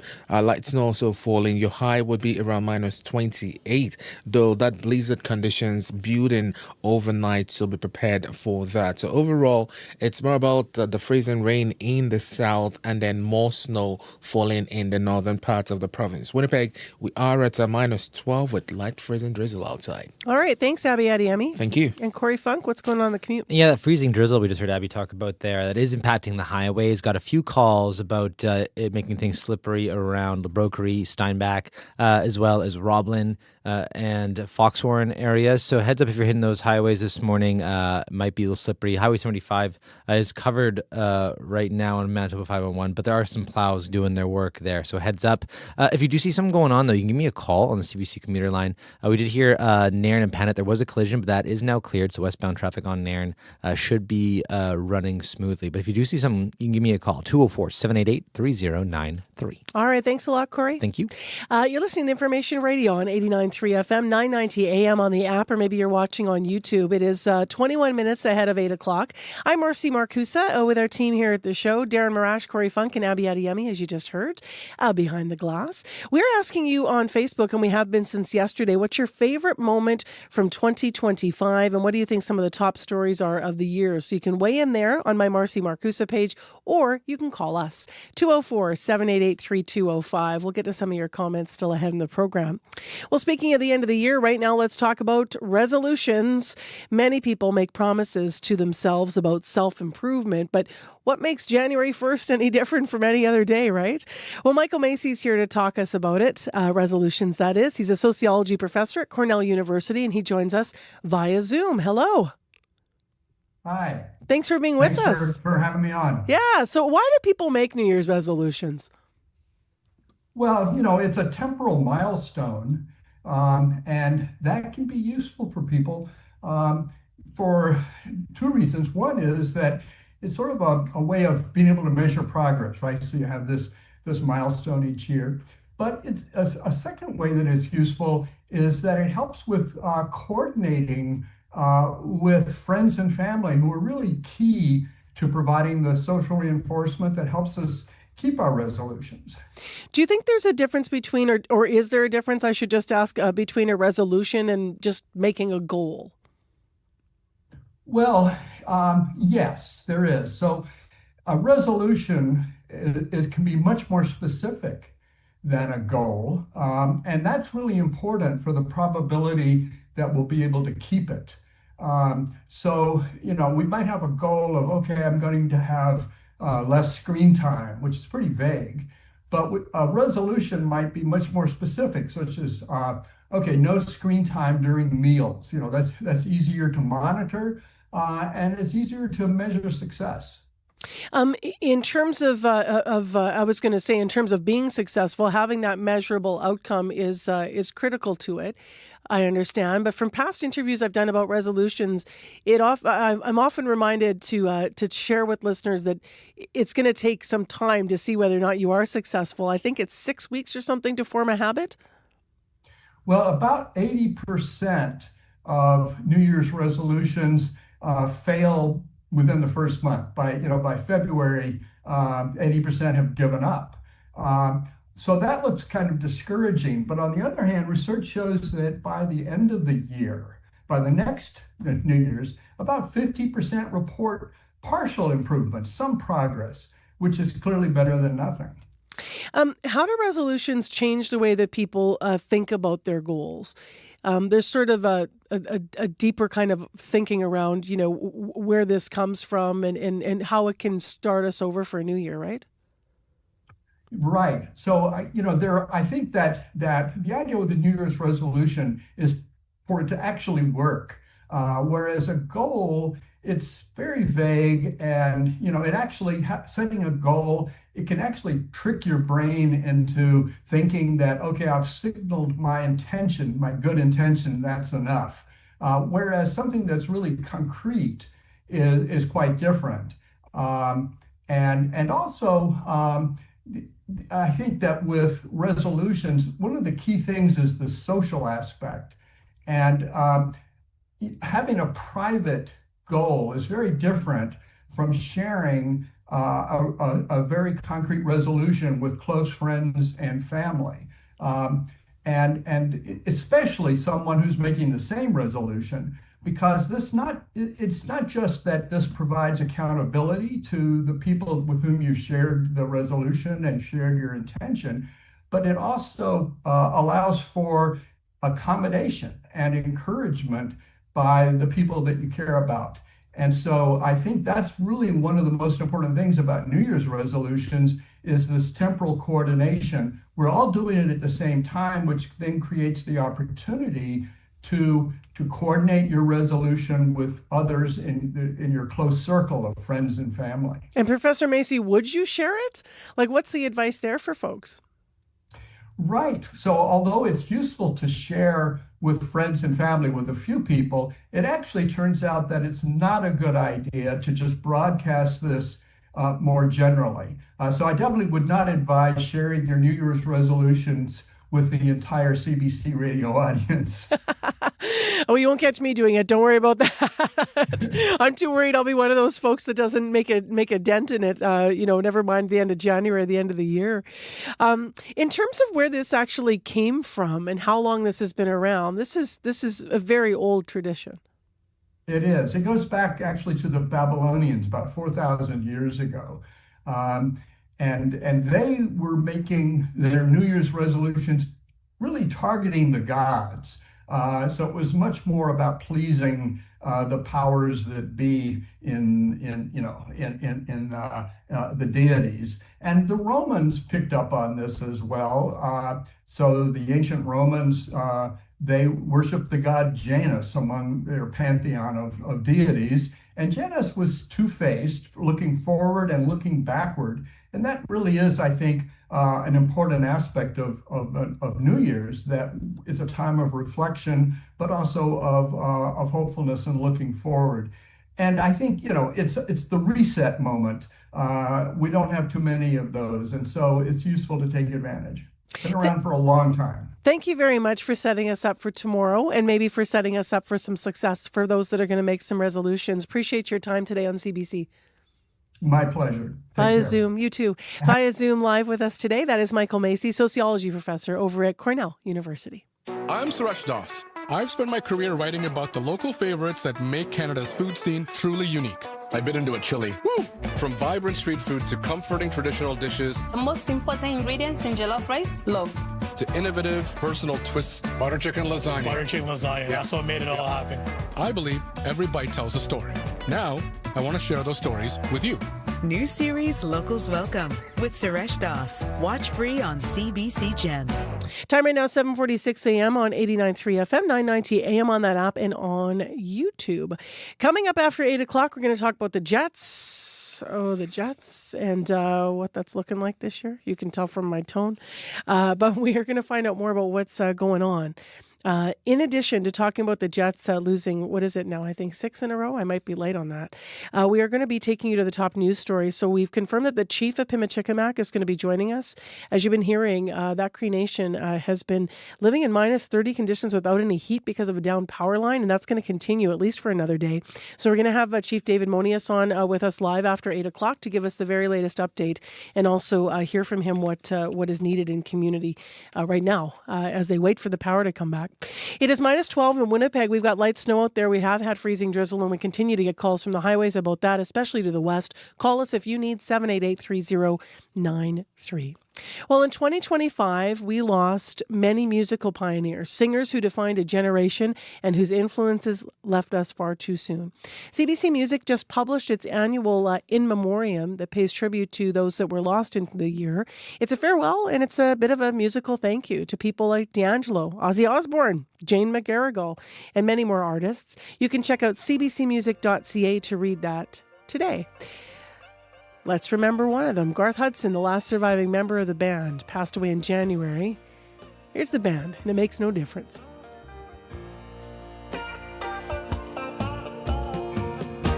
It makes no difference where I turn. I can't get over you, and the flame still burns. It makes no difference, night or day. The shadow never seems to fade away, and the sun don't shine anymore.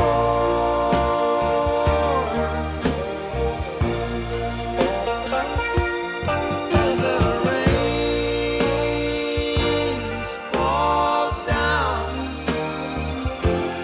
on my door.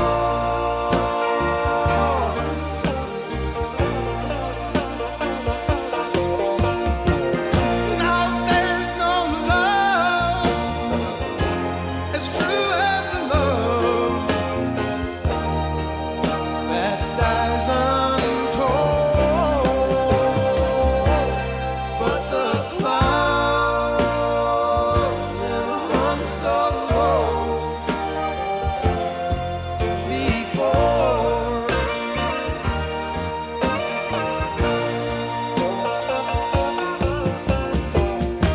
It makes no difference how far I go. Like a scar, the hurt will always show. And it makes no difference who I meet. They're just a face in the crowd on a dead-end street. And the sun don't shine anymore.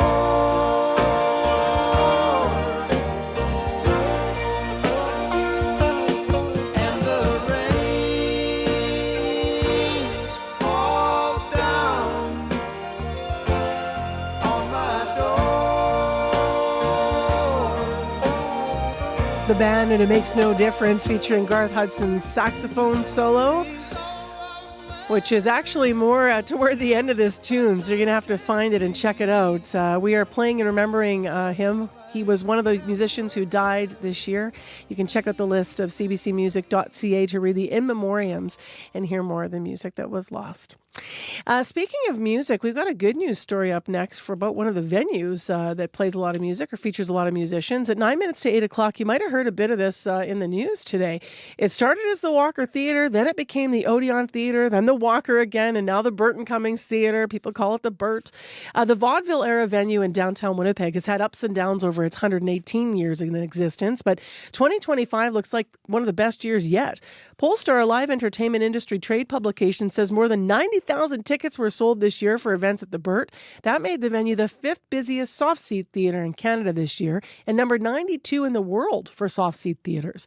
This is at a time when live entertainment is struggling, as you likely know, in some markets. CBC's Bartley Kivas is in studio to tell us more. Hi there. Good morning. So tell us about the ups and downs of the Burt. Well, I'd rather tell you about the ups and downs of the Burt than the downs and the downs of the Jets. That's later. But that's after 8. Yeah, so the Burt, as you mentioned, it opens up in 1907 at the height of the railway boom in Winnipeg. And it's this guy, Richard Corliss Walker, he's got this chain of theaters, and there's all this optimism. Winnipeg could do anything, and it's this built as this first fireproof theater in Canada.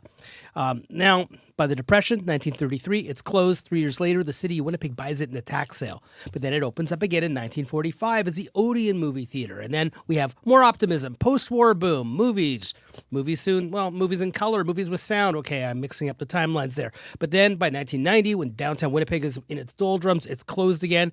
And in 1991, a nonprofit group gets together $700,000 and reopens it, removes these false ceilings, tries to get the vaudeville era stuff back. And this is led by a guy named Sam Cates, a then 40-year-old entrepreneur named Sam Cates, the future mayor. 11 years later, it's renamed the Burton Cummings Theater. The idea is, well, it's really expensive to have a heritage venue. So this concerts by Burton Cummings are going to raise money for this.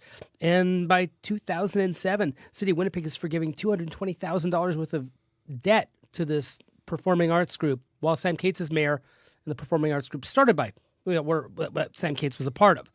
2014 comes along. True North Sports Entertainment starts managing the venue, and they exercise an option to purchase it in 2016. And that brings us to now. The big year. So this is an up year, obviously. I mentioned why, but can you elaborate a bit? Okay, so according to Pollstar, and they monitor data from venues all over the world, events at the Burt this year translated into $5.4 million in gross ticket sales.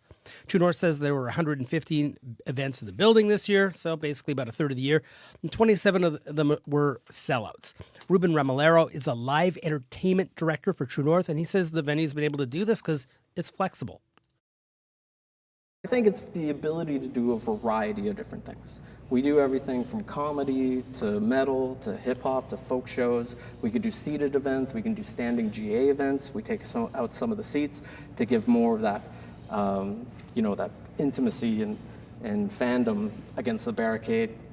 Artists love that. That's what they're looking for when they're GA general admission. Now, Ramilero says True North has also invested about $3 million into the theater over the past decade. There's some new seating, a new sound system, and more professional areas backstage free of unfortunate graffiti. Now, I asked him if the venue is generating net profits for True North now, and he didn't quite answer that. He didn't answer that at all. He did say there still is a need to invest into this very old building. Now, we've reported, obviously, about live music venues closing in cities like Toronto. And also here, some challenges. Obviously, the West End Cultural Centre struggled. They had that fundraising thing before Christmas here a couple weeks back. How has True North kept the Burt busy, aside from booking a lot of different types of shows? So I put that question to Stephen Carroll. He's a musician and former agent, and now works as the music program director for Manitoba Film and Music. That's a provincial crown corporation. Carroll says the Burt is in a sweet spot with its capacity of 1,549 seats. That's smaller than the Centennial Concert Hall. It has 2,305 seats. It's bigger than the West End or the Park Theatre. The Burt has a unique capacity right now at 1,500, so that's an approachable capacity for a touring band, a mid-level touring or a band, or a local band that's really hit the mark and is coming into their own nationally. That's the sign they've really made it, is when you first headline the Burt. So one of the bands that has made it to that milestone is Brothers Landreth. They first headlined the venue in 2015. Joey Landreth describes what it's like to do that. It was always very special to play, for me as a musician growing up in Winnipeg and watching lots of bands. But since the True North sort of takeover, acquisition, whatever you want to call it, they've really poured a lot of love and care into that place, and they've left a lot of it intact. It still feels like the same Walker Theater to me. Yeah, a lot of musicians still call it the Walker. Anyway, the band room is a lot nicer, though. So there was some pretty unprofessional graffiti that was exorcised from the building when True North took over. Before you go, speaking of exorcism, I can't resist this. What about the supposed ghosts at the Burt? Okay, so there's this legend about a blood stain in the basement, and Ramilaro says, no, that's just left over from a horror movie shoot. There was never a blood stain. So it might be there, but it's not real. It's gone. Okay. They renovated it. I toured in the basement there. No blood stain. Sorry, folks. But Ramilaro claims there was an apparition sighted elsewhere in the building as recently as May 21st, 2025. This year? Yeah. Like a ghost? Yeah. Well, again, alleged ghost. I don't believe in this stuff, but let's humor these folks, all right? So, May 21st, Chicago industrial metal band Ministry was in town, and here's what Ramilaro says happened that day. Guitar player came in at 9 a.m., went up to the third floor dressing room, trying to find some privacy. When he opened the door, there was a woman there, so he closed the door, and he came downstairs and he got with the tour manager and was very upset. He goes, why are people in the venue that shouldn't be here right now? Tour manager came to Mike and said, nobody's supposed to be in this building. I said, nobody is. And then we all went up together to the third floor dressing room, opened the door because he had closed it, no one was in there. And he swore profusely, I saw a woman putting a gown on. There was somebody back here getting dressed. And we said, okay, well, we'll make sure that nobody else is, and carried on with the day. And there are some less supernatural events slated for the Burt this coming year, including the Winnipeg Comedy Festival. Stories like that always leave me with goosebumps. They just do. I mean, personally, I'm sorry. I know. Rational. We're journalists. I don't believe this I stuff. know. I don't want people to go, CBC spreading stuff about non-rational things. It's a story about a ghost. I think you're fine, Bart. Okay. Your reputation's intact. It's still kind of a cool story. It's a cool story. Yeah. Okay. Cool story, bro. Thank you. You're welcome. End of the year report. Some good news for the Burt from Bart. Bartley Kivas in with us. You can read a story on our website, Ghosts and All. The main part of it, of course, though, is about the Burton Cummings Theater doing well in 2025 and why. CBC.ca/Manitoba if you want to read more about it. All right, let's go to Heather Wells, who is also in our news center with other stories. Good morning. Good morning. An ongoing power outage has caused a northern Manitoba First Nation to declare a state of emergency. Pimachikamak has been without power since Sunday. A woman in that community says temperatures have been as cold as minus 30. They don't expect power to be restored until tomorrow night.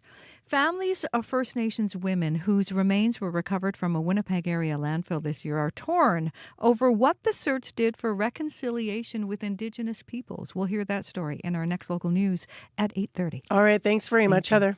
It is minus 12 in Winnipeg. Today's high is minus 8. Winds will be gusty, 30 to 50 near noon, so the wind chill will make it feel a little colder than that.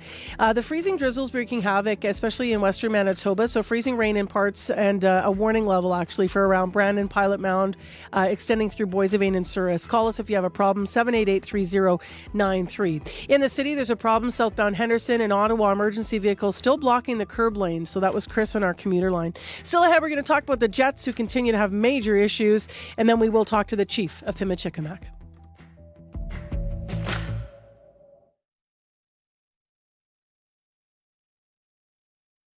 On Q. I'm Talia Schlanger in for Tom Power. On his Peabody Award-winning show, the comedian Mo Amer often blurs the lines between reality and fiction. He's not a child. He doesn't live at home with his mommy. You know that's a cultural thing. He'll tell you about pulling from his own life and the complexity of doing stand-up as a Palestinian American. Q. This morning at 10, 10:30 in Newfoundland, and on the CBC Listen app, or wherever you get your podcasts.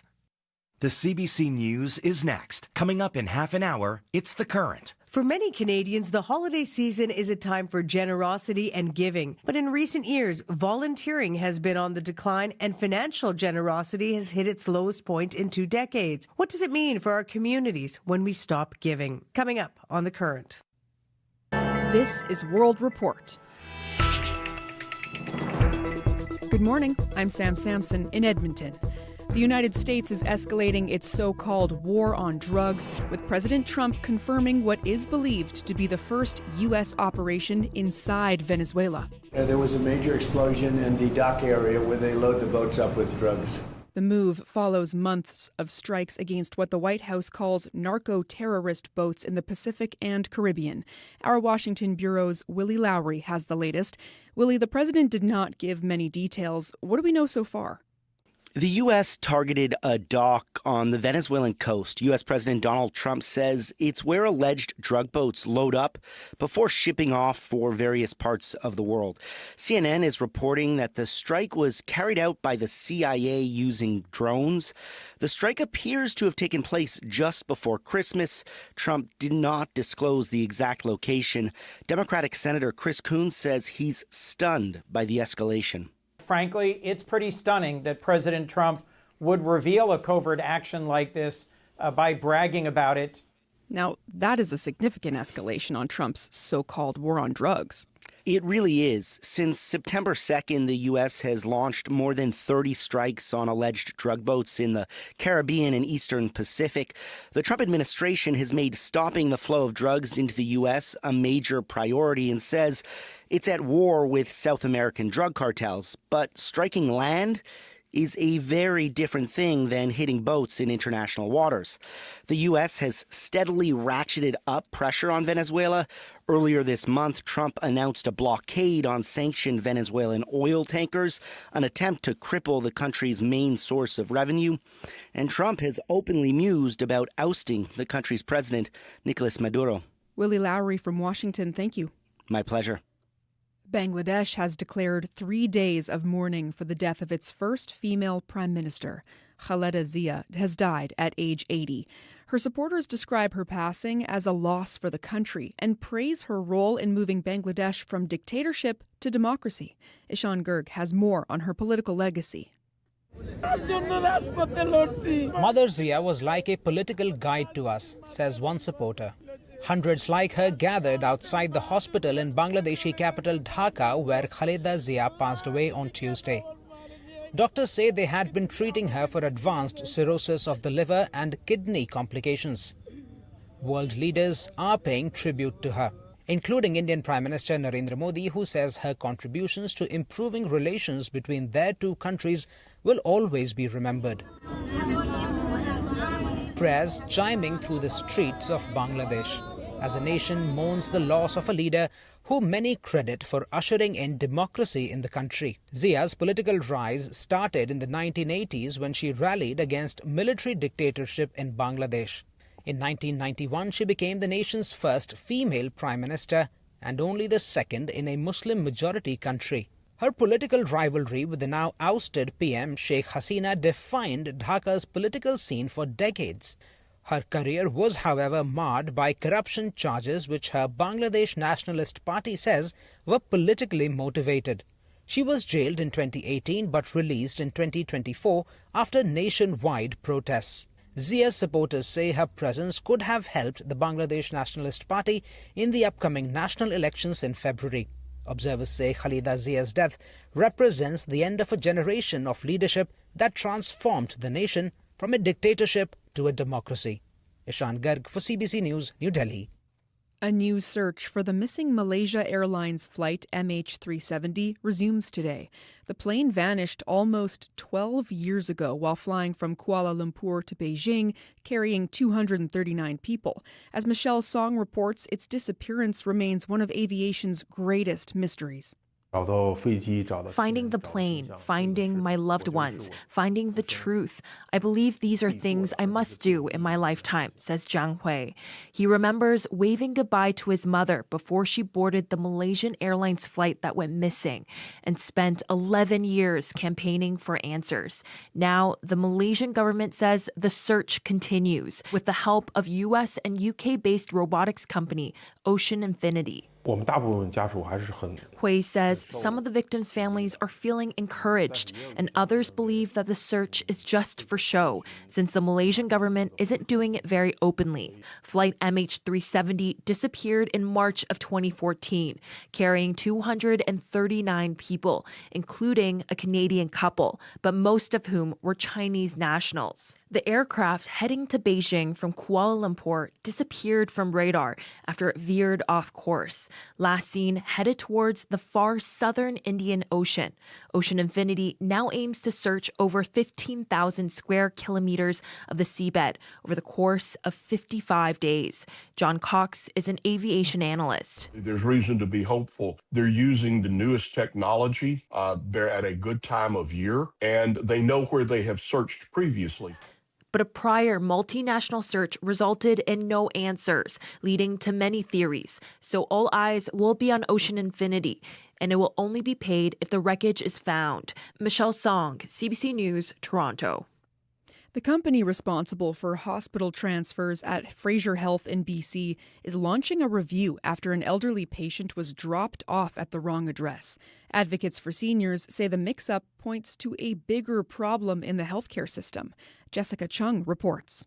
They were quite shocked. That was the reaction when Sonny Hundel's wife opened the door to a patient transfer truck outside their home in Surrey, BC, expecting her 83-year-old father-in-law, but instead, a stranger. We find out that they have brought somebody else by mistake. It's an elderly person and he was having trouble speaking. Turns out 2 patients with the same surname and first name initial both requested transports from Surrey Memorial Hospital. Hospital Transfers, the provider involved, says crews did confirm that information but didn't verify the full first name and health number.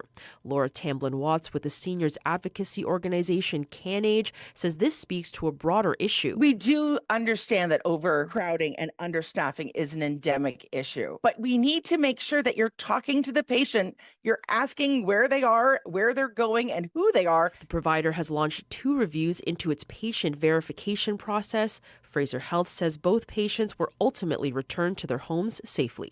Jessica Chung, CBC News, Vancouver. The debate over immigration and what it means to be British has reignited in the UK.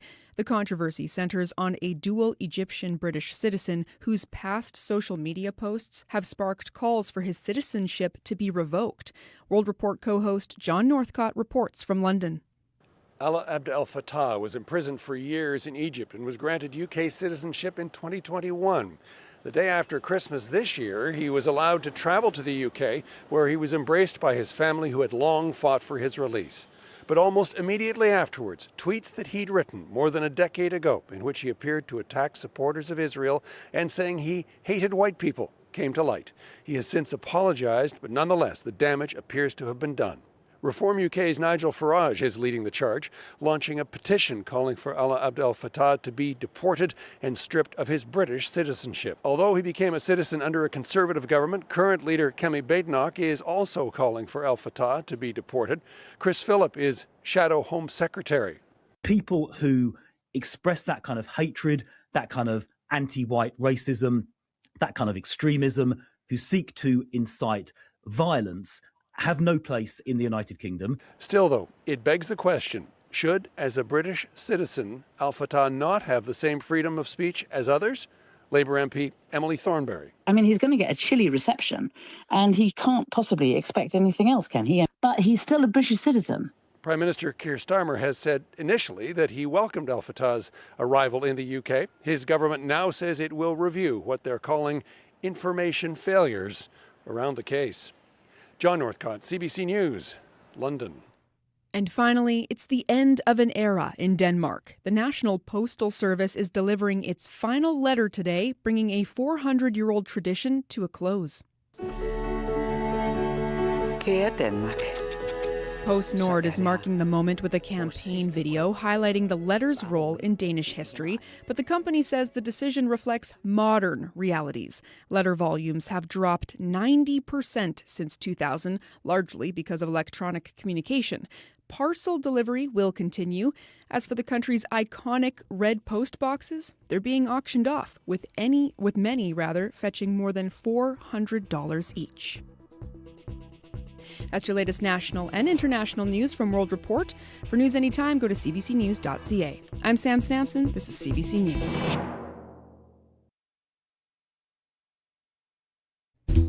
Good morning, everyone. I'm Marcy Marcusa. You're on 89.3 FM, 990 AM on that app and YouTube. This is CBC. Thanks for being with us in the morning show. We've got a warmer day, but more challenging drive. The commuting conditions, especially out on the highways, are a big issue this morning. Corey's in with a bit of an update in a moment. Well, if you're a Jets fan, you're not waking up happy again. At the end of the day, we're not getting points, and that's the most important thing. That was Coach Scott Arniel after losing last night's game. This is the Jets' 6th straight loss.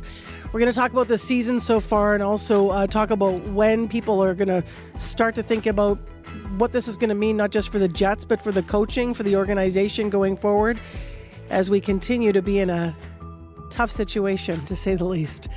In addition, this half hour, the power's been out in Pimachikamak since Sunday. Heather Wells is in a moment with the impact. So Heather, tell us more about what's going on. Yeah, good morning. People in Pimachikamak are trying their best to stay warm. Temperatures have been as cold as -30. That temperature is moderated a bit this morning, around -20, but still, since Sunday, no power, no heat, no clean water. We're going to hear from Lori Osborne, who lives in the community. She says her entire family's bundled up in layers with a bunch of blankets in her room, which she says is the only warm place in the entire house. Winnipeg's Burton Cummings Theater set an attendance record this year. The trade industry publication Polestar says more than 90,000 fans went to a concert or other event at the Burt in 2025. It says the downtown venue ranked number 92 in the world among soft seat theaters. We'll hear more in our next local news coming up at 8:30. All right. Thank you, Heather. Thank you. We also are expecting that we're going to have an interview with the chief of Pimachikamak this half hour. So we expect David Monius is going to be joining us just in about maybe 7 to 10 minutes from now. So we will have him on as well, just for the latest this morning from Pimachikamak. Right now, let's dip back into the weather briefly with Abby. Yeah, yellow winter storm watch in effect for the northern part of the province as we're still tracking that powerful blizzard as it builds towards Churchill later tonight. Well, down south, due to that rain that we saw in the Westman region and into most of southern Manitoba this morning, we have icy roads and it might make driving this morning a bit tricky, so take it easy on the road. For Winnipeg right now, still at -12, light snow falling after that freezing drizzle we had earlier. Temperatures won't really move much this morning. We're going to see it between -12 and -10. That will be the similar condition for most of the regions. We're even seeing 1 degree in Brandon at this time and 1 degree around the Pembina Valley region already. But most regions will definitely warm up before we see the cold temperatures sweeping later today. All right. We have problems in traffic because of what Abby's saying right there. The mild conditions, Corey? Yeah, just hearing about poor conditions all over southern Manitoba this morning from that freezing rain, that snow cover around Russell, Foxwarren, heard on Highway 16 from Thomas. Quite poor conditions there as well around the Brokery, Steinbach. Also that freezing rain impacting highway conditions. Highway 75 is also quite covered as well. There are plows doing their thing all over southern Manitoba, but could be slippery in parts, so be careful out there. Also here in the city, southbound Henderson and Ottawa, there are emergency vehicles blocking the curb lane, so that could throw off your commute this morning. Keep left to get around that. If you do see anything else going on out there, give me a call on the CBC commuter line. That number, 204-788-3093.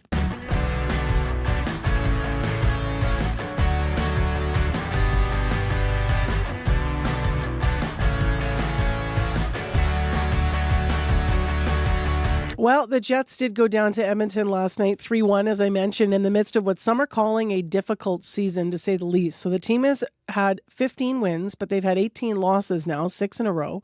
Here's more of Coach Scott Arniel. We need points. We need the points. We got to find a way to, score some more goals than the opposition. We have to. We got to get points, but I can't criticize the effort. I can't criticize the battle, the opportunities. The game plan that we threw at them to, against their elite players, all those things I asked them to do, they did it, and it's at the end of the day, we're not getting points, and that's the most important thing. Alyssa Hood is with us now. She's a content creator for Winnipeg Sports Talk, and she's here via Zoom. Hi, how you doing? I'm doing well. Maybe a tad better than the Jets and Jets fans, but I'm doing well. Why? Why this season? You're watching last night. You've been on before analyzing the season. So what do you think's going wrong with the Jets? Yeah, I think there's a lot of different kind of little things that have been contributing to where the Winnipeg Jets are kind of at right now. But good basis, I think I like to kind of start with a lot of folks is that I think a lot of Winnipeg Jets fans and people in the community have really recalibrated their expectation for this team because of how much went so well for the Winnipeg Jets last year. Not just a little bit of luck here and there, but individual and team performances, whether it's special teams being the power play and the penalty kill, team structure, individuals that contributed at such a high level above their existing baseline that folks kind of developed that into their baseline expectation. That became the norm. And now that a lot of players are kind of underperforming what their actual baseline is, it's significantly underperforming in the eyes of kind of where folks are at with their expectation for the team. So I think that's kind of the biggest thing. But there are a lot of little things right now that are definitely not going the way for the Winnipeg Jets that currently find them in the basement of the National Hockey League, tied for last place. So the last couple of games, some people have been saying, Saturday was a pretty good game. They couldn't get it done against the Wild. Last night, there were moments. But what are you seeing on the ice then when you're talking about those little things that are also adding up now? Yeah, absolutely. And I do fall into the camp of the folks that completely agree with the notion that the team has played better down the stretch here, though there are 6 games that they've dropped consecutively now. The last 2 in particular have been better. But where I kind of fall in the camp of moral victories is that I think it's important to establish what those moral victories would be before a game. Should we lose this hockey game tonight? If XYZ goes according to plan, if XYZ goes well, we can hang our hats on that and be pleased with the outcome. Now, like Scott Arniel said, he kind of was struggling almost to put it into words because that's exactly the case right now. The moral victories for the team is, to come out with points in those tight games, to actually be able to come back from a lead that you dig in early. And so the fact that, there are all these things that went really well yesterday, there were so many chances that were generated on the power play. They put up over 40 shots. They held Edmonton to less than 10 grade A scoring chances all game. There are so many things that, were okay in that game for sure. And that, the team has, in my opinion, gotten progressively better over the last 60 minutes of game that we watched last night. It's very difficult when the points are as desperate as they are right now to really call it as strong of a moral victory as you could if maybe it didn't exist in such a long slide that they're in right now. So at the end of the day, they need to win though, right? These are professional hockey players paid to win. We've seen them score before. So, obviously getting back to that for any athlete is just like a huge challenge, especially if the whole team is no one's kind of leading, saying, look at my play. I want to talk about Jonathan Toews here, and I don't mean to be too hard on him, but he's a second line center, and a lot of people are saying that they've seen him have success off the face-offs, and he's been consistent with that, which is important, but maybe not seeing much else. I'm wondering what your take is on him this year. That one's definitely been a challenge, I think, for a lot of people. Lots of folks just really wanted that to go well and perhaps better than it's going right now, from organizational management and the player himself down to, Winnipeg Jets fans who bought jerseys the day the signing was announced. And look, I think that, the team has certainly over these 37 games here kind of reassessed game over game what the contribution of this player is to the lineup. And we've seen his ice time take a significant hit. You're absolutely right in talking about how his work in the draws has been just as consistent as it has been through most of his career, especially of late. But at the end of the day, a face-off is the first half second of every shift that you take that starts with a whistle. And there's a lot of hockey that happens in between those. And, Jonathan Toews has kind of struggled to generate a lot of that offense, but then also execute at the full level that has made him such a storied player for his full career and, a future first ballot Hall of Famer. And that one's, I think, been really difficult for a lot of people, who are involved in this at a fan level or an organizational level, because this wasn't what they anticipated. Like you said, they wanted him as a second line center, and he's currently playing a little bit more like a fourth line center in terms of his usage and his deployment. So it's definitely been challenging, and I completely agree with you that a lot of people, myself included, are not overly enthralled with the play that we've seen over all games that he's played so far. Hellebuyck obviously wasn't between the pipes for the beginning of the season here, and a lot of people thought, okay, well, maybe that's impacting the Jets. Not sure though, because we still weren't scoring, right? So obviously everyone knew there was more going on. But even with Hellebuyck back now, we're not getting the wins. What do you think the second half of this season is going to hold? Because there's a lot of games left. Let's just try to be positive for a second.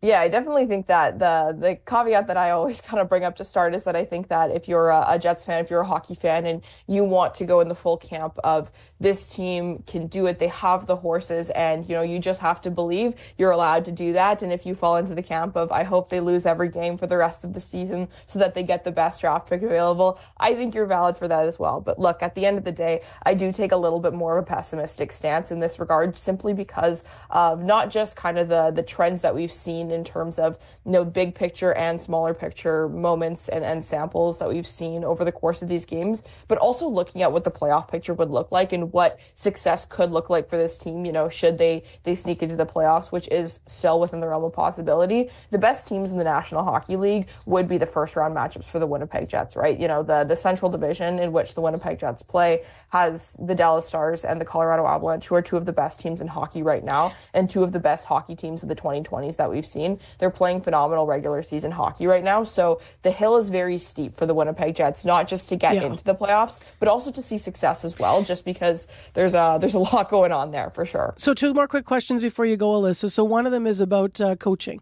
I mean, we still have lots of hockey left. Obviously, there's the level of fans being disappointed, but they're still going to the games. We have a lot of games left. But are we at the stage yet with the Jets and losing 6 in a row and this terrible record so far, where coaching staff is going to start being looked at? Yeah, I definitely think it is, and it will be, just because this is professional hockey. And, a lot of folks right now are giving Scott Arniel kind of the benefit of the doubt and using the analogies of, shuffling deck chairs on the Titanic, right? Where, there's only so much that he can do with the horses that he's been given. And I do completely agree with that. But at the same time, I understand that, if things are needed to shake up, you can't fire a full team of 18 skaters, but you can fire one individual person that can have almost as significant of an impact. So if that's the route the team wants to go because they believe that they need to compete in this window, it's fully within the realm of possibility, but I don't believe it's necessarily the route that the organization will go. A last quick question, because I'm just seeing now that the Chief Monius from Pimachikamak's joining us and just joining us. But I do want to ask you, because Team Canada is going to announce their roster, right? We're waiting for that for the Olympics. Are we going to see a Jet there? Yeah, absolutely. I think if you're looking for Team Canada, Josh Morrissey on the left side of the decor is an absolute lock. Lots of conversations around whether or not Mark Scheifele will be there with the forward group. But I think if you're a Team Canada fan, as most of us will be, Josh Morrissey is going to be a really important part of that group. All right. Glad to have you on the morning show. Thank you. Thanks for having me. That's Alyssa Hood, who's a content creator for Winnipeg Sports Talk. So the Jets, another chance to break this losing streak. They play the Red Wings tomorrow night on the road at 6:30.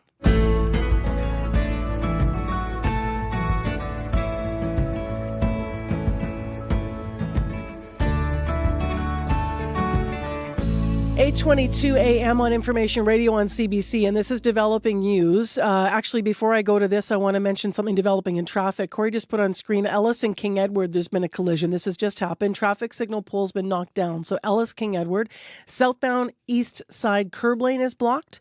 Eastbound curb lane is blocked. So if you're going east, you're going to have problems. Ellis and King Edward. 788-3093. The other developing news that we're watching this morning is what continues to be happening in Pimachikamak. So since Sunday night, as we've been hearing from Heather, hundreds of residents there have been living in bitter cold temperatures without heat. A power line went down. Manitoba Hydro says repairs won't start until later today, and they likely won't be done until late tomorrow at the very earliest. So we do have Chief David Monius on with us, the chief of the community. He says the community's now under an overall state of emergency. Good morning to you. Good morning.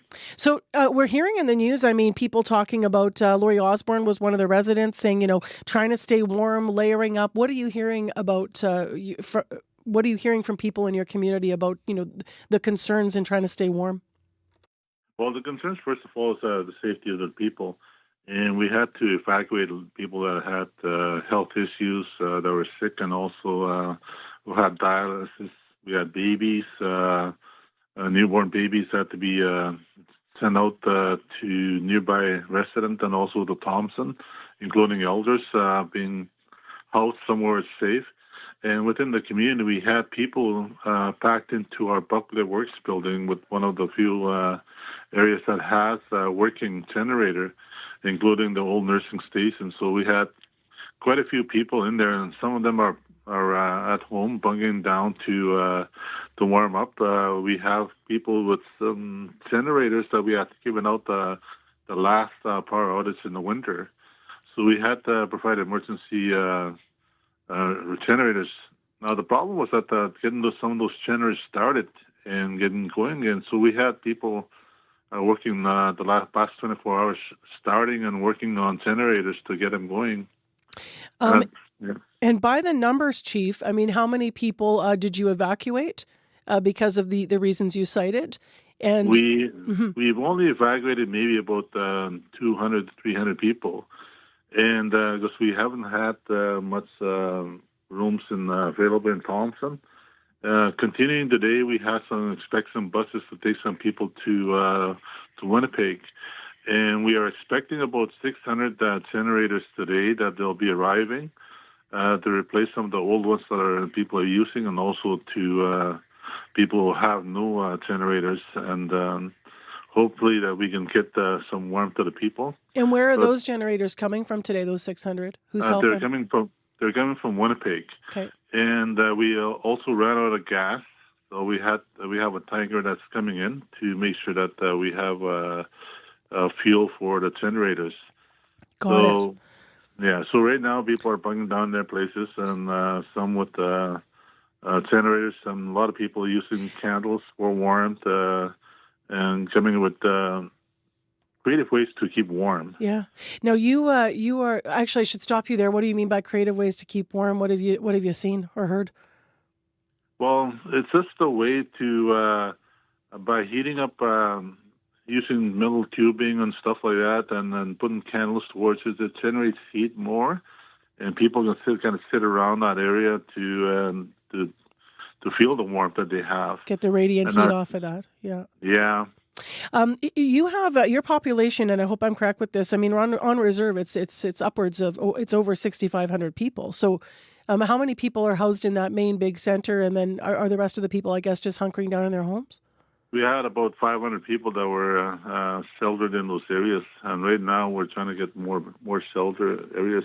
Hopefully, we don't have people that have got sick, but we're also worried about infrastructure as well. I mean, we're working on lift stations to make sure the water in the pipes don't freeze and so forth, and that's just that's going to be a big thing that's going to be affected if we don't get this thing fixed right away. Then we'll have water issues. What's your weather like up there right now? It's pretty cold outside, and then that's the problem, is that we seem to have these issues when this happens. And this power line that's down, it's not the first time that's been down. It's been down at the same spot all the time.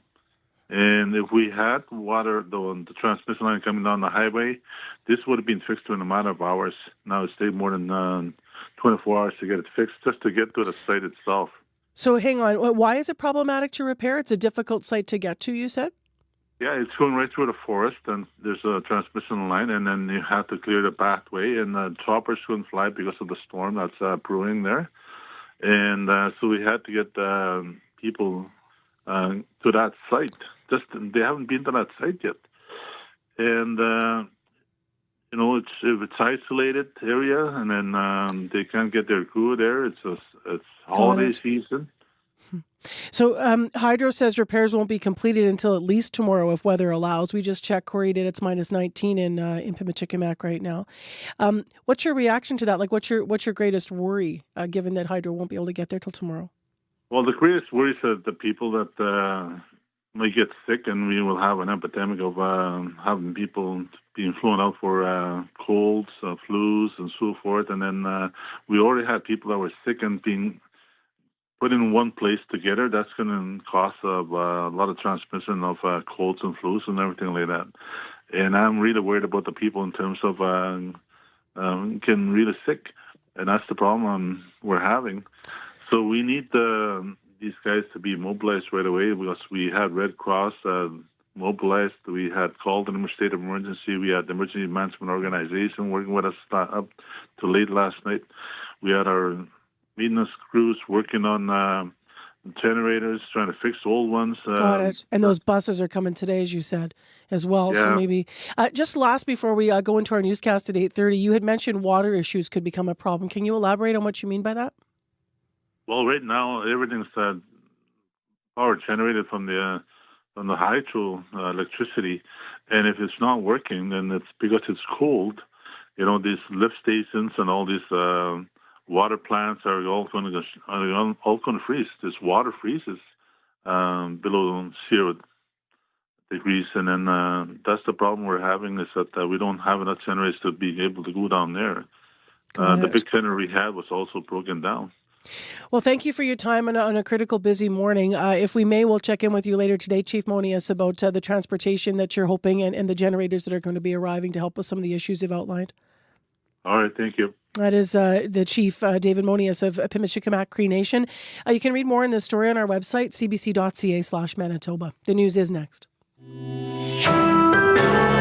This is CBC News. Good morning. I'm Heather Wells in Winnipeg. At 8:30, it is -12. We have light snow ending this morning. It's going to be a milder day than yesterday, but getting windy, a high of -8. There's a risk of freezing drizzle this morning. And then the temperature starts to drop. Expect some light and blowing snow overnight and returning to that cold weather with a low overnight of -20. Well, families of First Nations women whose remains were recovered from a Winnipeg area landfill this year are torn over what the search showed about progress on reconciliation efforts with Indigenous peoples.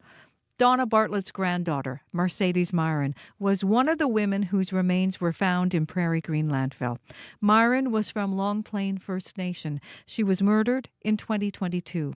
Bartlett hopes what her family went through changed things for others, but she's not certain it did. They got these big plans, but nothing gets done. So reconciliation is kind of, to me, it's kind of not real. Bartlett hopes to see more supports for vulnerable people like her granddaughter. Well, as you just heard, people in Pimachikamak Cree Nation are doing their best to stay warm in frozen temperatures. Pimachikamak in northern Manitoba has been without heat, access to clean water, or communication with emergency services since Sunday night. The First Nations power went out because of a broken line over the Nelson River about 10 kilometers away. Lori Osborne lives in the community, and she says temperatures have been as cold as -30. Our windows are not really good right now because there's a crack in our main window in the kitchen. So it's very cold in here. My baby is all bundled up and layered up. She's got her mucklucks on, her hat on, and she's got like 3 sweaters on and 2 pants. Me, I have a sweater and a blanket. Work to repair the line starts today, but Manitoba Hydro estimates power won't be restored until tomorrow evening.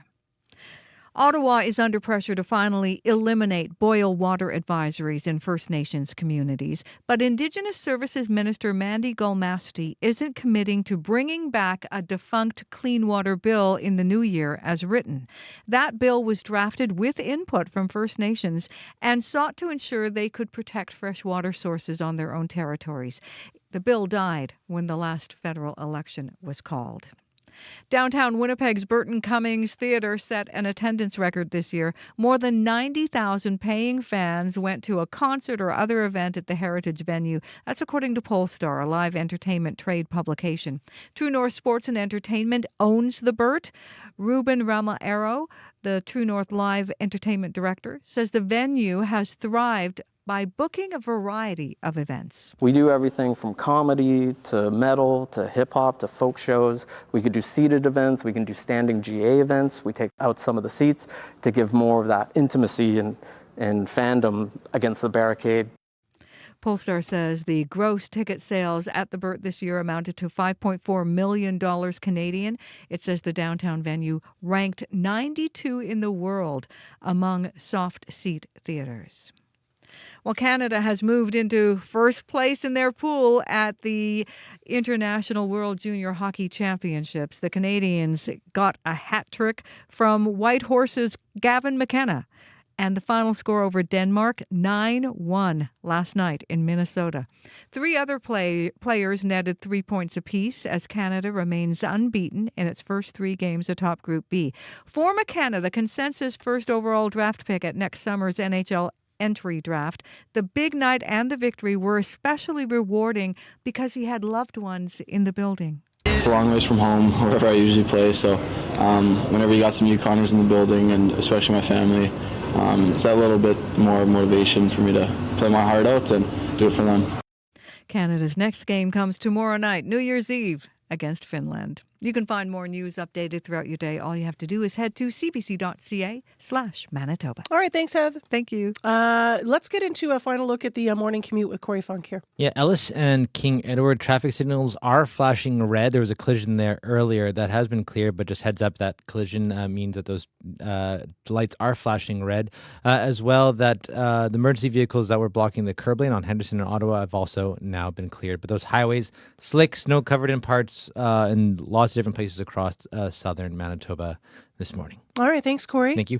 And a final look at our weather today. Abby. Yeah, Marcy, we are looking at a freezing rain to the west of us. And of course, that's also spreading to most regions in the southern part of the province. We're seeing temperatures between -14 and 1 degree right now. That ice will definitely be making travel a bit tricky this morning for a lot of people. While up north, it still remains frigid with temperatures, the wind chill feeling like -41. Winnipeg, we're stuck at -12 all day. We get to -10 later before we touch the high of -8 for today. All right, thanks, Abby. Thank you.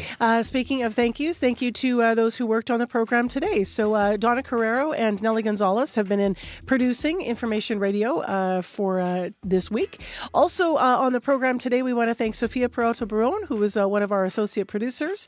And we also want to thank Jenna Badasso, who worked on one of the items that we had on the program this morning. Kyla Silva, another associate producer and intern who's been with us. Bartley Kivas from our news center today, as well as our news department. So for that, we go to Heather Wells and Joni Nicolou, who's back in our news department this morning as well. So thanks, everybody, for your hard work on the show. To our Studio 15 team, Abby Adiemi and Corey Funk, thank you too. And Darren Mirage, who's going to be off the show for a little while. Whoop, whoop. Enjoy your well-deserved time off, Darren, and thank you so much for your work producing our YouTube stream. I'm Marcy Marcusa. Take care, be well, everybody. Enjoy the rest of your day, and we'll talk to you again tomorrow on the last day of the year. Be well. The Current's next.